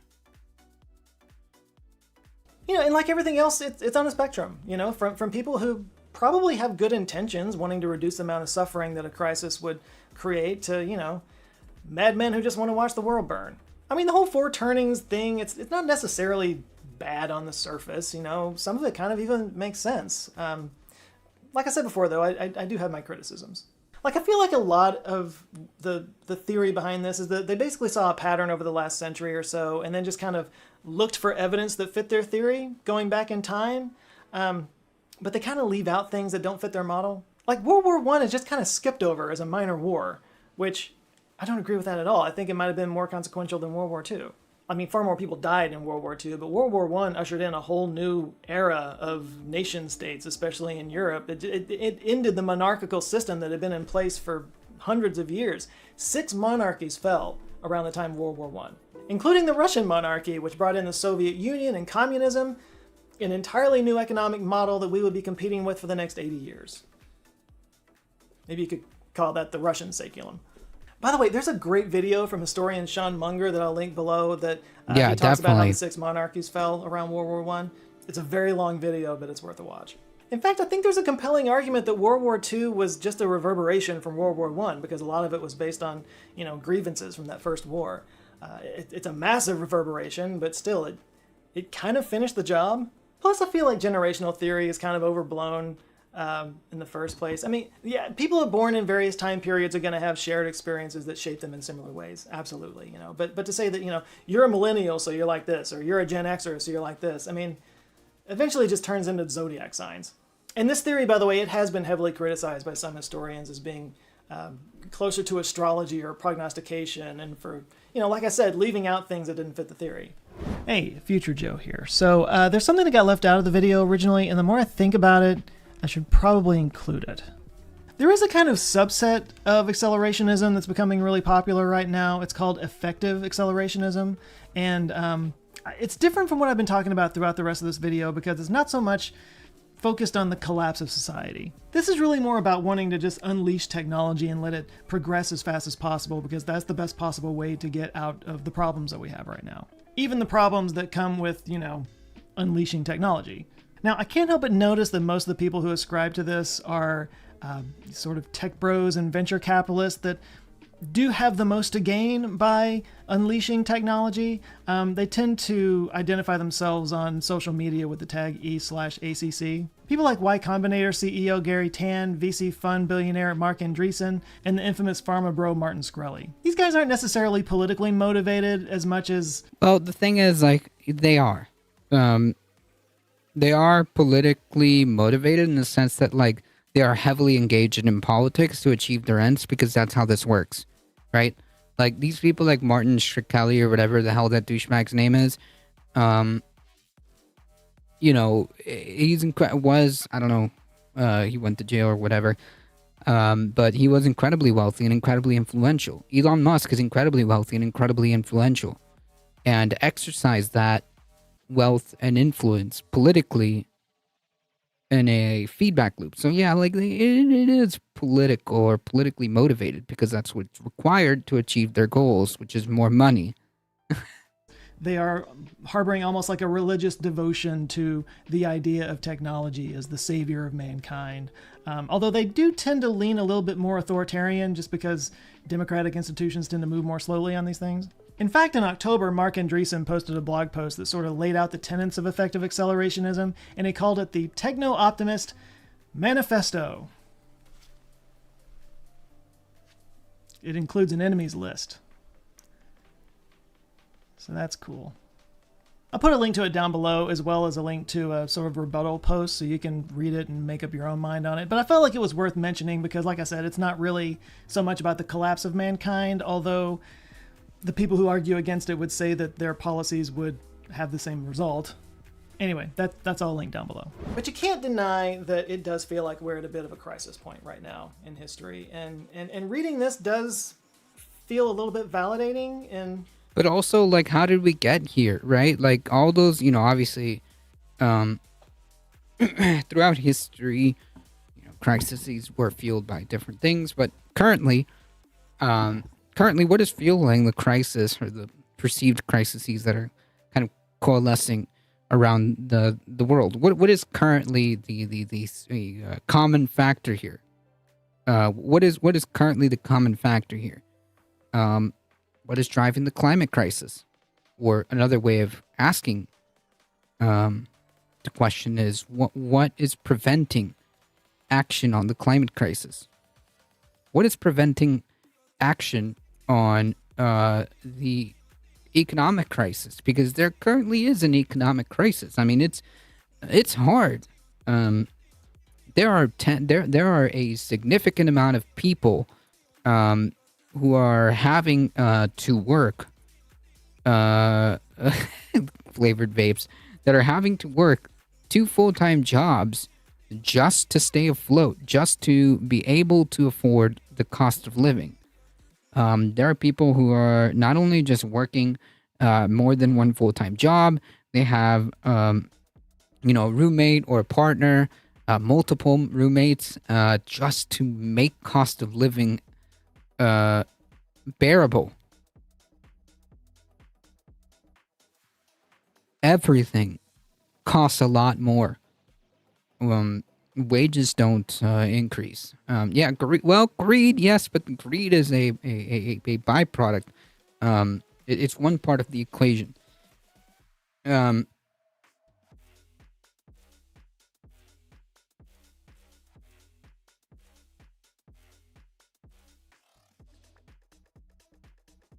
And Gen X is about to retire with no savings and no plans.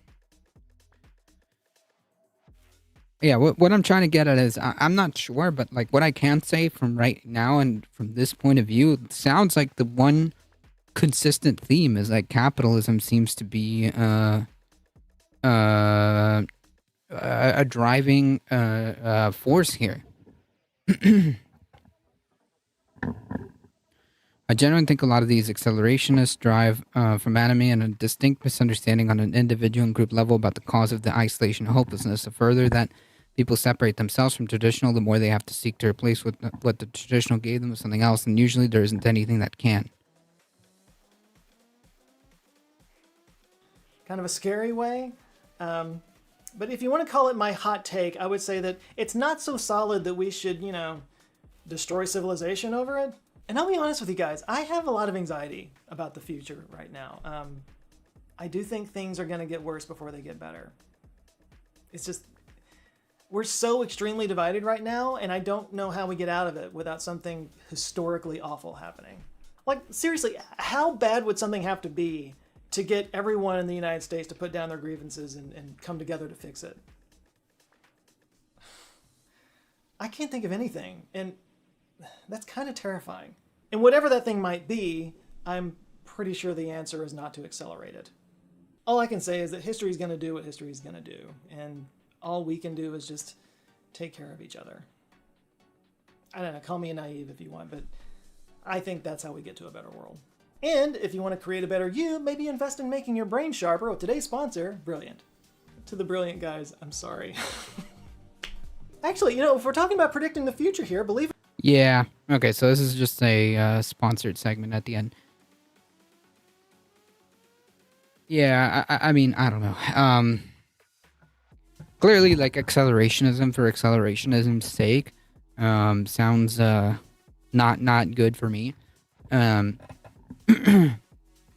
think you can acknowledge that there are problems with the current system, and that needs to be dealt with. Does not mean that, like, you know, you have to hit like a giant reset button. But I definitely think that accelerationism would probably cause more harm than good, right? We're slammed early in our adulting years with the dot-com bubble, the Y2K scare, and the housing bubble. Financial panic defined our modus operandi. Well, I mean, millennials aren't that far behind either, right? Okay. We've gone through a couple of economic crises, including the housing crisis of 2008. Yeah, people feel like they lack purpose and meaning. They lack direction and good order. So they say let's rip up everything without realizing they kind of got there by already trying to rip up everything. Maybe so, but there's a reason why people feel like they lack purpose and meaning, and I think that's based on the system that kind of generates this. Accelerationism is idiotic, but we're living through an unprecedented technological transformation right now. Glenn Beck and Russell Brand say there is a reset button, but believe them, not for me. No, yeah, Russell Brand loves to peddle, like, you know, conspiracy gobbledygook. I mean, I'm glad that I have not checked. I have not checked on Russell Brand in quite a while. I mean, the fact that this person just did a 20-minute video on why people feel lost and don't know what to do and didn't mention Omni or Durkheim is quite telling. And your college costs went way up, but you are more prepared. You're more prepared in general. We started out still naive.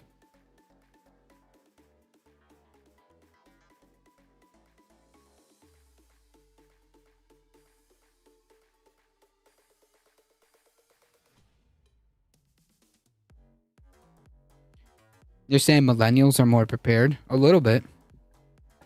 I mean, like, what is it that they say? Millennials are the most educated, but yet, like, completely millennials are the most educated, yet, like, completely underpaid. Gen X started out with our parents still selling the American dream. To be fair, I was told that I was supposed to go to college, and that the only way to make anything out of myself, was to go to college and do that. Well.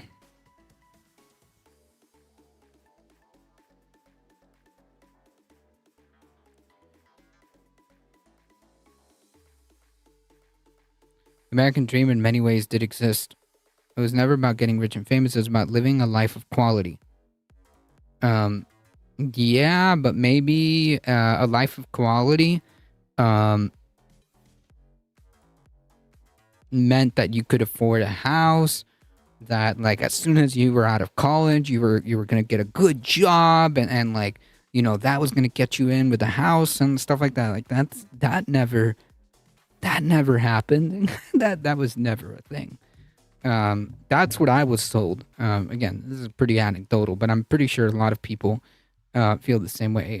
Especially in my generation, all of us, especially you know, during like the high school years, me and my friends were all you know, thinking about like how to make it in life, and we were all basically banking on going to college and like getting a degree, which will get us a job, and we'll get a house, and we'll be able to just, you know, be adults.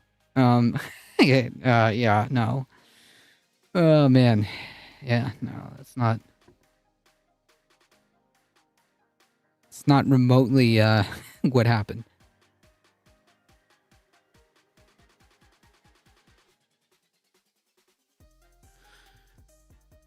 The commodification of health insurance, education, housing, and incarceration has turned the dream into a nightmare.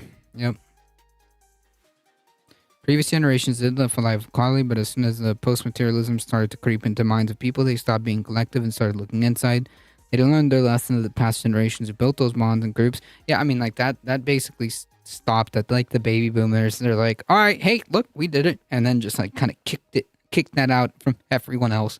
The baby boomer generation kind of was, like, the last of that.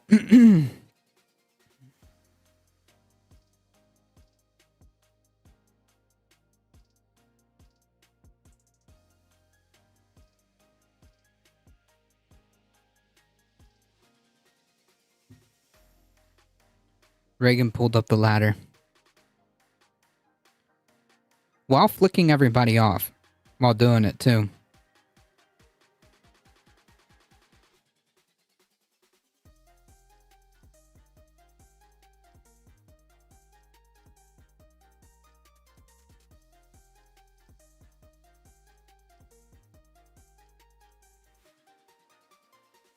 This mistake is costing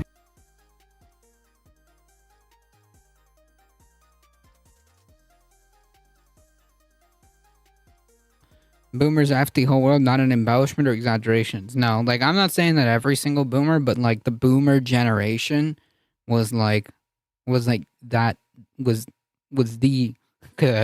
turning point. From there on, like Durham said 100 years ago, we exist in a time of distinct normlessness and grounding. Society doesn't really know what it's meant to believe in anymore and doesn't feel like it knows where it's going, so people get lost and fall into weird traps.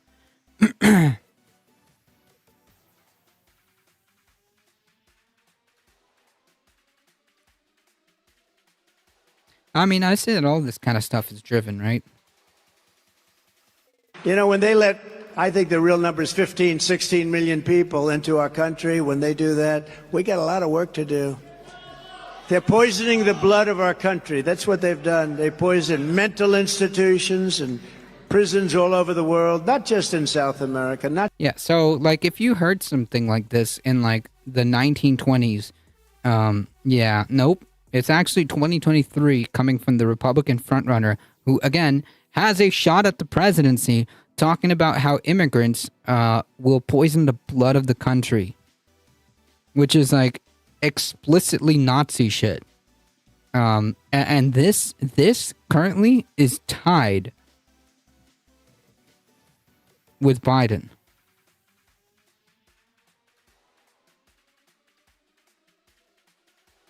How much did COVID affect it? COVID kind of just tipped things over the cliff. Okay, they were already heading in that direction. Let's be real. Let's be real. Trump's always said Nazi shit involved blood purity. True. Has it been this explicit though? Has it been this explicit? Because, like, I mean, I've heard him say some, like, wild stuff. But I don't think I've heard him, like, say, like, explicitly, like, oh, the blood of our people, you know, type stuff. He has said it explicitly. That's gone way over me then. Jeez. I guess I was sleeping on the job then. Not just the 3 or 4 countries that we think about, but all over the world. They're coming into our country from Africa, from Asia, all over the world. They're pouring into our country. Nobody's even looking at them. They just come in. The crime is going to be tremendous. The terrorism is going to be. And then we built a tremendous piece of the wall, and then we're going to build more. And the election was rigged, and we didn't do it, but I figured they'd just throw it up. Would have taken 3 weeks. It was all built. It was all ready to be just hoisted up. The exact wall that the Border Patrol, who are incredible, Brandon, Judd, and all of the people at Border Patrol, that's exactly what they designed. They had the anti-climb bars. They had everything. And you know what they did? They didn't want it to go up. They sold it for 5 cents on the dollar. Can you believe it? All of that stuff. Yeah. I'm sorry, but it's been years since they're drug dealers, rapists. It's been years since they are drug dealers, rapists. Yeah, okay, yeah. I mean, like that's explicitly like, you know, xenophobic shit. But like, damn, dude's talking about like how this is poisoning the blood of the country. Yeah. Electrification and energy storage was suppressed for way too long. It was commercial scale recycling. They only started to develop right now. It's kind of funny that he's saying this while Biden administration is trying to reinstate the border policies. Right, because this has nothing to do with actually like the border or anything like that. This is just this is just about like xenophobia and bigotry. Because like literally Biden could literally build the wall right now. Biden could make like a 200-foot wall across the entire border of the country. And they would still be talking about how there's an open border and like brown people are pouring in every day. Like that, it's just that the wall is irrelevant. It's about xenophobia and bigotry. That's it. That's what it is. Doesn't matter. It doesn't matter that the Biden, like on paper, the Biden administration's policies are very, very, very similar in terms of immigration. In fact, didn't they just try to push for Title 42? Didn't they just try to like push for the same stuff?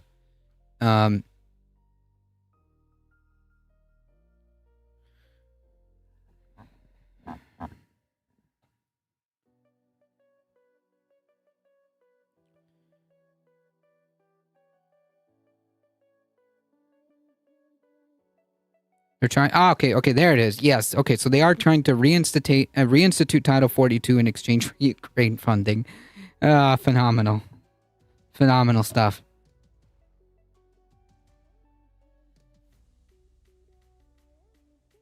What's that meme? It's like, oh well, let's see how this is gonna work out for them in the 2024 election. Like literally, they could literally have the exact same policy when it comes to the border or immigration, and like they'll still say that that Biden has an open borders policy, because like, you know, there's brown people poisoning the blood of our country or whatever the heck these people are saying. Yeah, it doesn't matter. It's irrelevant that the Biden administration has pretty much the same immigration policies. Doesn't matter. They're still talking about open borders or whatever.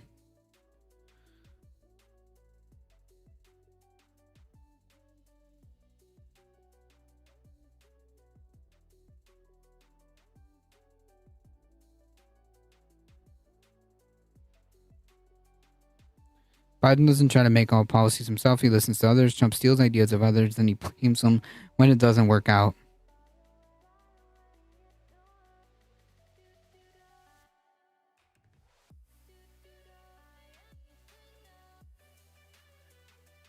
Trump either sounding like tough Hitler or whining. No, this is pretty explicitly Nazi shit.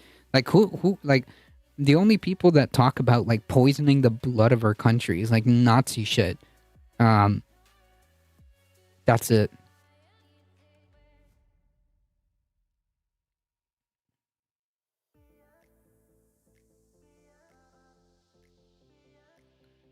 And again, the election right now is like statistically tied.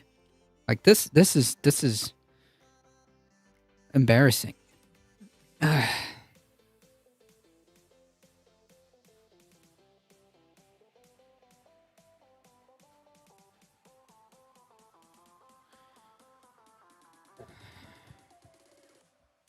All right, folks, we got one more article to go.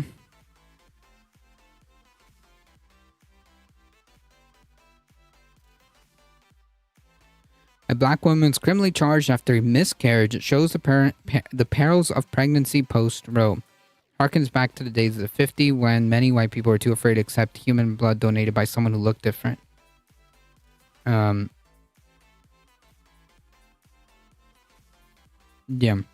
Poisoning blood is racist, supremacist bullshit. Yeah, it's Nazi shit. Like explicitly talking about, immigrants poisoning the blood of the country.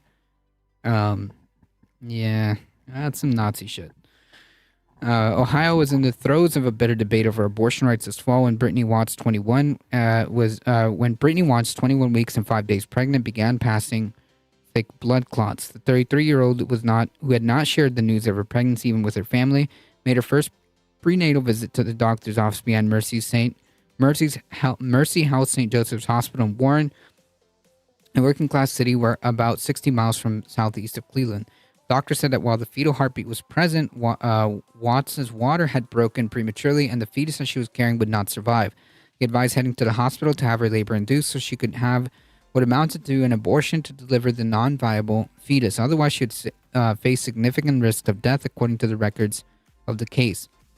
That was Tuesday in September. What followed was a harrowing 3 days of entailing multiple trips to the hospital, Watts miscarrying into and then flushing and plunging a toilet at her home, a police investigation of those actions, and Watts was black being charged with abuse of a corpse. That's a 5th-degree felony punishable by up to a year in prison and a $2,500 fine. Her case was sent last month to the grand jury. It has touched a national firestorm over the treatment of pregnant women, and especially black women. In the aftermath of the Supreme Court Dobbs versus Jackson Women's Health Organization, the decision that overturned Roe v. Wade, civil rights attorney Benjamin Crump elevated Watts' plight in a post to Twitter, and supporters have donated more than $100,000 through GoFundMe for her legal defense, medical bills, and trauma counseling. Whether abortion seekers should face criminal charges is a matter of debate with the anti-abortion community, but post-Dobbs, pregnant women like Watts, who's not even trying to get an abortion, have increasingly found themselves charged with crimes against their own pregnancies, said Grace Howard, Assistant Justice Studies Professor at St. Jose State University. Texas, right? No, surprisingly, this is Ohio. This is not a Texas case, although, it's only a matter of time. It's only a matter of time. Roe is a clear legal roadblock to charging felonies for and we know like where this was going, right? We know where this is going. This is not a fallacious slippery slope.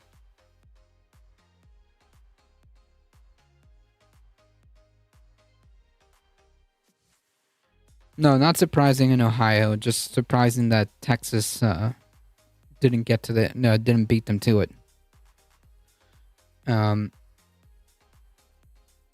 This is not a fallacious slippery slope, right?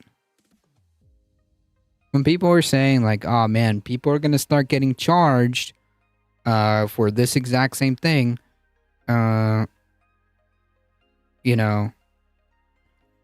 Michelle Goodwin, a law professor at the University of California, Irving, and author of Policing the Womb, has said these efforts have long overwhelmingly targeted black and brown women.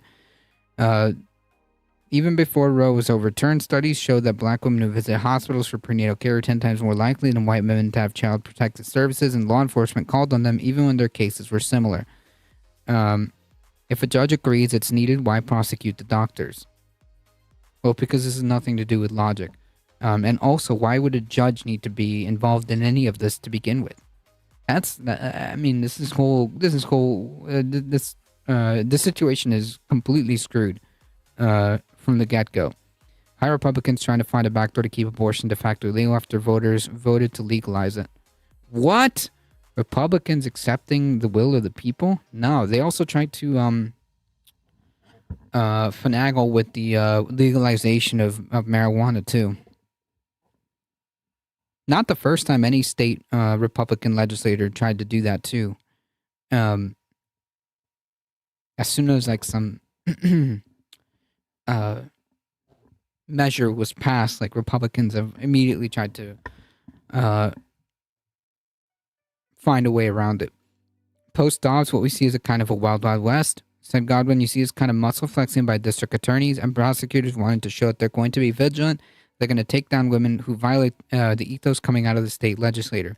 She called black women canaries at the coal mine for the hyper-vigilant type of policing women of all races might expect from the nation's network of healthcare providers, law enforcers, and courts now that abortion isn't federally protected. In Texas, for example, Republican Attorney General Ken Paxton mounted an aggressive and successful defense against white Texas mother Kate Cox, who sued for permission to skirt the state's restrictive abortion law because her fetus had a fatal condition. At the time of Watts' miscarriage, the abortion was legal in Ohio through 21 weeks, 6 days of her pregnancy. Her lawyer, Tracy Timko, said Watts had left the hospital on Wednesday when coincidentally her pregnancy arrived at that date after sitting for 8 hours awaiting care. It turned out the delay was because hospital officials were deliberating over the legalities. Like, this is insane. The fact that, like, a hospital has to sit there and and deliberate the legality when somebody, like, desperately needs this type of health care is ridiculous. At the time, vigorous campaigning was taking place across Ohio over Issue 1, which is what the simulacra was talking about. A proposed amendment enshrined a right to an abortion in Ohio's constitution. Some of the ads were harshly attacking abortions later in pregnancy, with opponents arguing the issue would allow to the return of so-called partial birth abortions and pregnancy terminations until birth. Whatever. The hospital did not return calls seeking for confirmation and comment, but B. Jesse Hill, a law professor at the Case Western Reserve University Law School of Cleveland, and said Mercy Health St. Joseph's was in a bind. There are the razor's edge decisions that healthcare providers are being forced to make, said, and all the incentives are pushing hospitals to be conservative because on the other side is criminal liability, and that's the impact of Dobbs. Watts had been admitted to the Catholic hospital twice that week with vaginal bleeding, but she left without being treated. A nurse told the 911 dispatcher that Watts returned no longer pregnant on that Friday. She said Watts told her that the baby's in her backyard in a bucket and she didn't want to have a child. Timko said that Watts insists that she doesn't really recall saying the pregnancy was unwanted, it was unintended, but she had always wanted to give her mother a grandchild. Her lawyer believes that Watts may have meant that she didn't want to fish what she knew was a dead fetus from the bucket of blood, tissue, and feces she'd scooped out from the overflowing toilet. This 33-year-old girl with no criminal record is being demonized for something that goes on every day. She told Warren Municipal Court Judge Terry Ivanchak during the Watts recent preliminary hearing. Warren Assistant Prosecutor Lewis Garnier told Ivanchak that Watts left her home for a hair appointment after miscarrying, leaving the toilet clogged. Police would later find a fetus wedged in the pipes.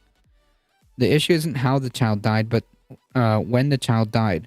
What? No, dude, it was never a child. This fetus had already a fatal condition. The fact that you absolute ghouls made it so that she couldn't get the assistance that she needed in time, was sent back after being in the hospital. I mean, and now you want to prosecute her? The issue isn't how the child died, when the child died, Garnier told the judge. It's the fact that a baby was being put into a toilet that was large enough to clog up the toilet, left the toilet, and she went on with her day. You cannot be broadcasting any clearer that you just don't get it, she said in an interview, suggesting Watts was scared, anxious, and traumatized by the experience. She's trying to protect Mama. She doesn't want to get her hair done. She wants to stop bleeding like crazy and start grieving her fetus after what she's been through. It's not the news I wanted to hear before bedtime. It's so distressing. Yeah, and unfortunately, these are the type of stories that we're going to continue to hear because of conservatives. As chief counsel of the county's Child Assault Protection Unit, Assistant Trumbull County Prosecutor Diane Barber is a lead prosecutor in Watts' case. Barber said she couldn't specifically talk about the case other than to note that the county was compelled to move forward once it was bound over from municipal court. She said she doesn't expect a grand jury finding this month. About 20% of cases get no bill, as in they do not get indicted, and the cases did not proceed. The size and stage of development of Watts' fetus is precisely the point when the abortion crossed from legal to illegal in most cases became an issue during the preliminary hearing. A county forensic investigator reported feeling what appeared to have small foot with toes inside Watts' toilet. Police seized the toilet and broke it apart to retrieve the intact fetus as evidence.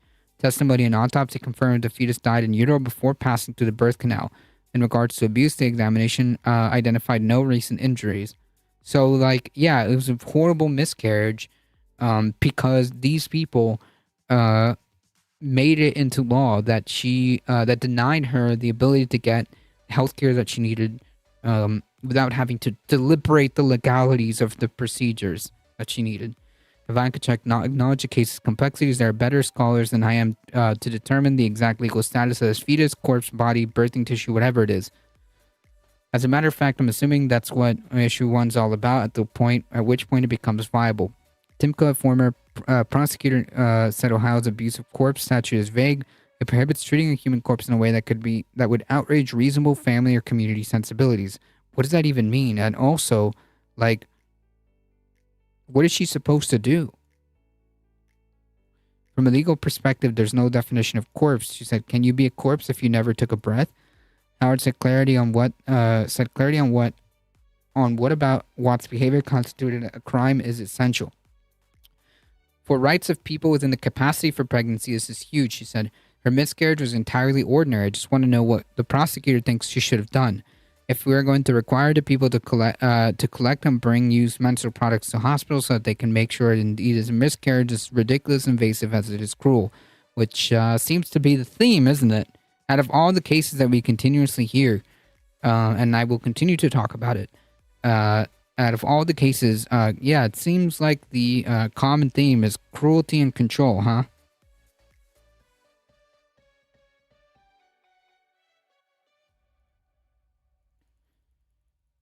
That seems to be the common theme.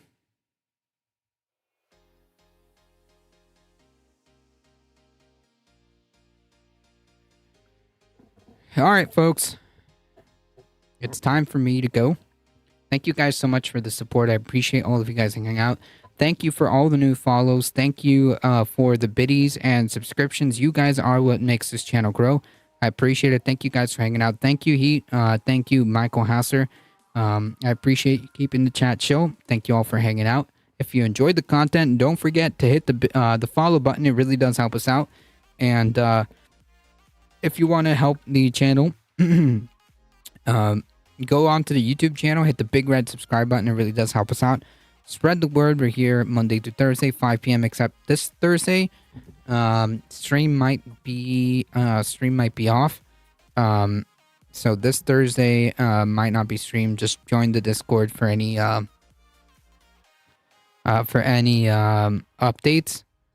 Just join the Discord anyways. You can get updates. You can join us and watch movies once a month. So there's plenty of reasons to join the Discord. But yes, usually Monday through Thursday, 5 p.m. Eastern time. Thank you, Ground Level News. I appreciate it. As always, folks, please stay safe. Please take care of each other. I love you all, and I hope to see you guys in the next one tomorrow, 5 p.m. Eastern time. Thank you, guys. I appreciate it. See ya.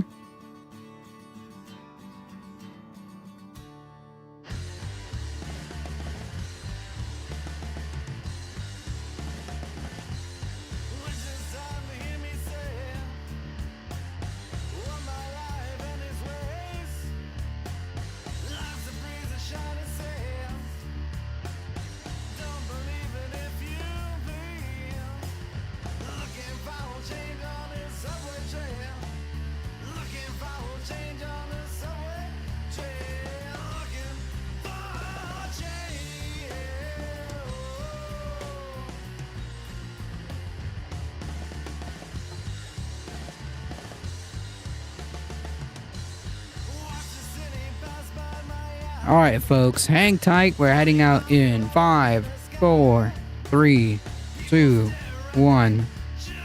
See ya. Bye-bye.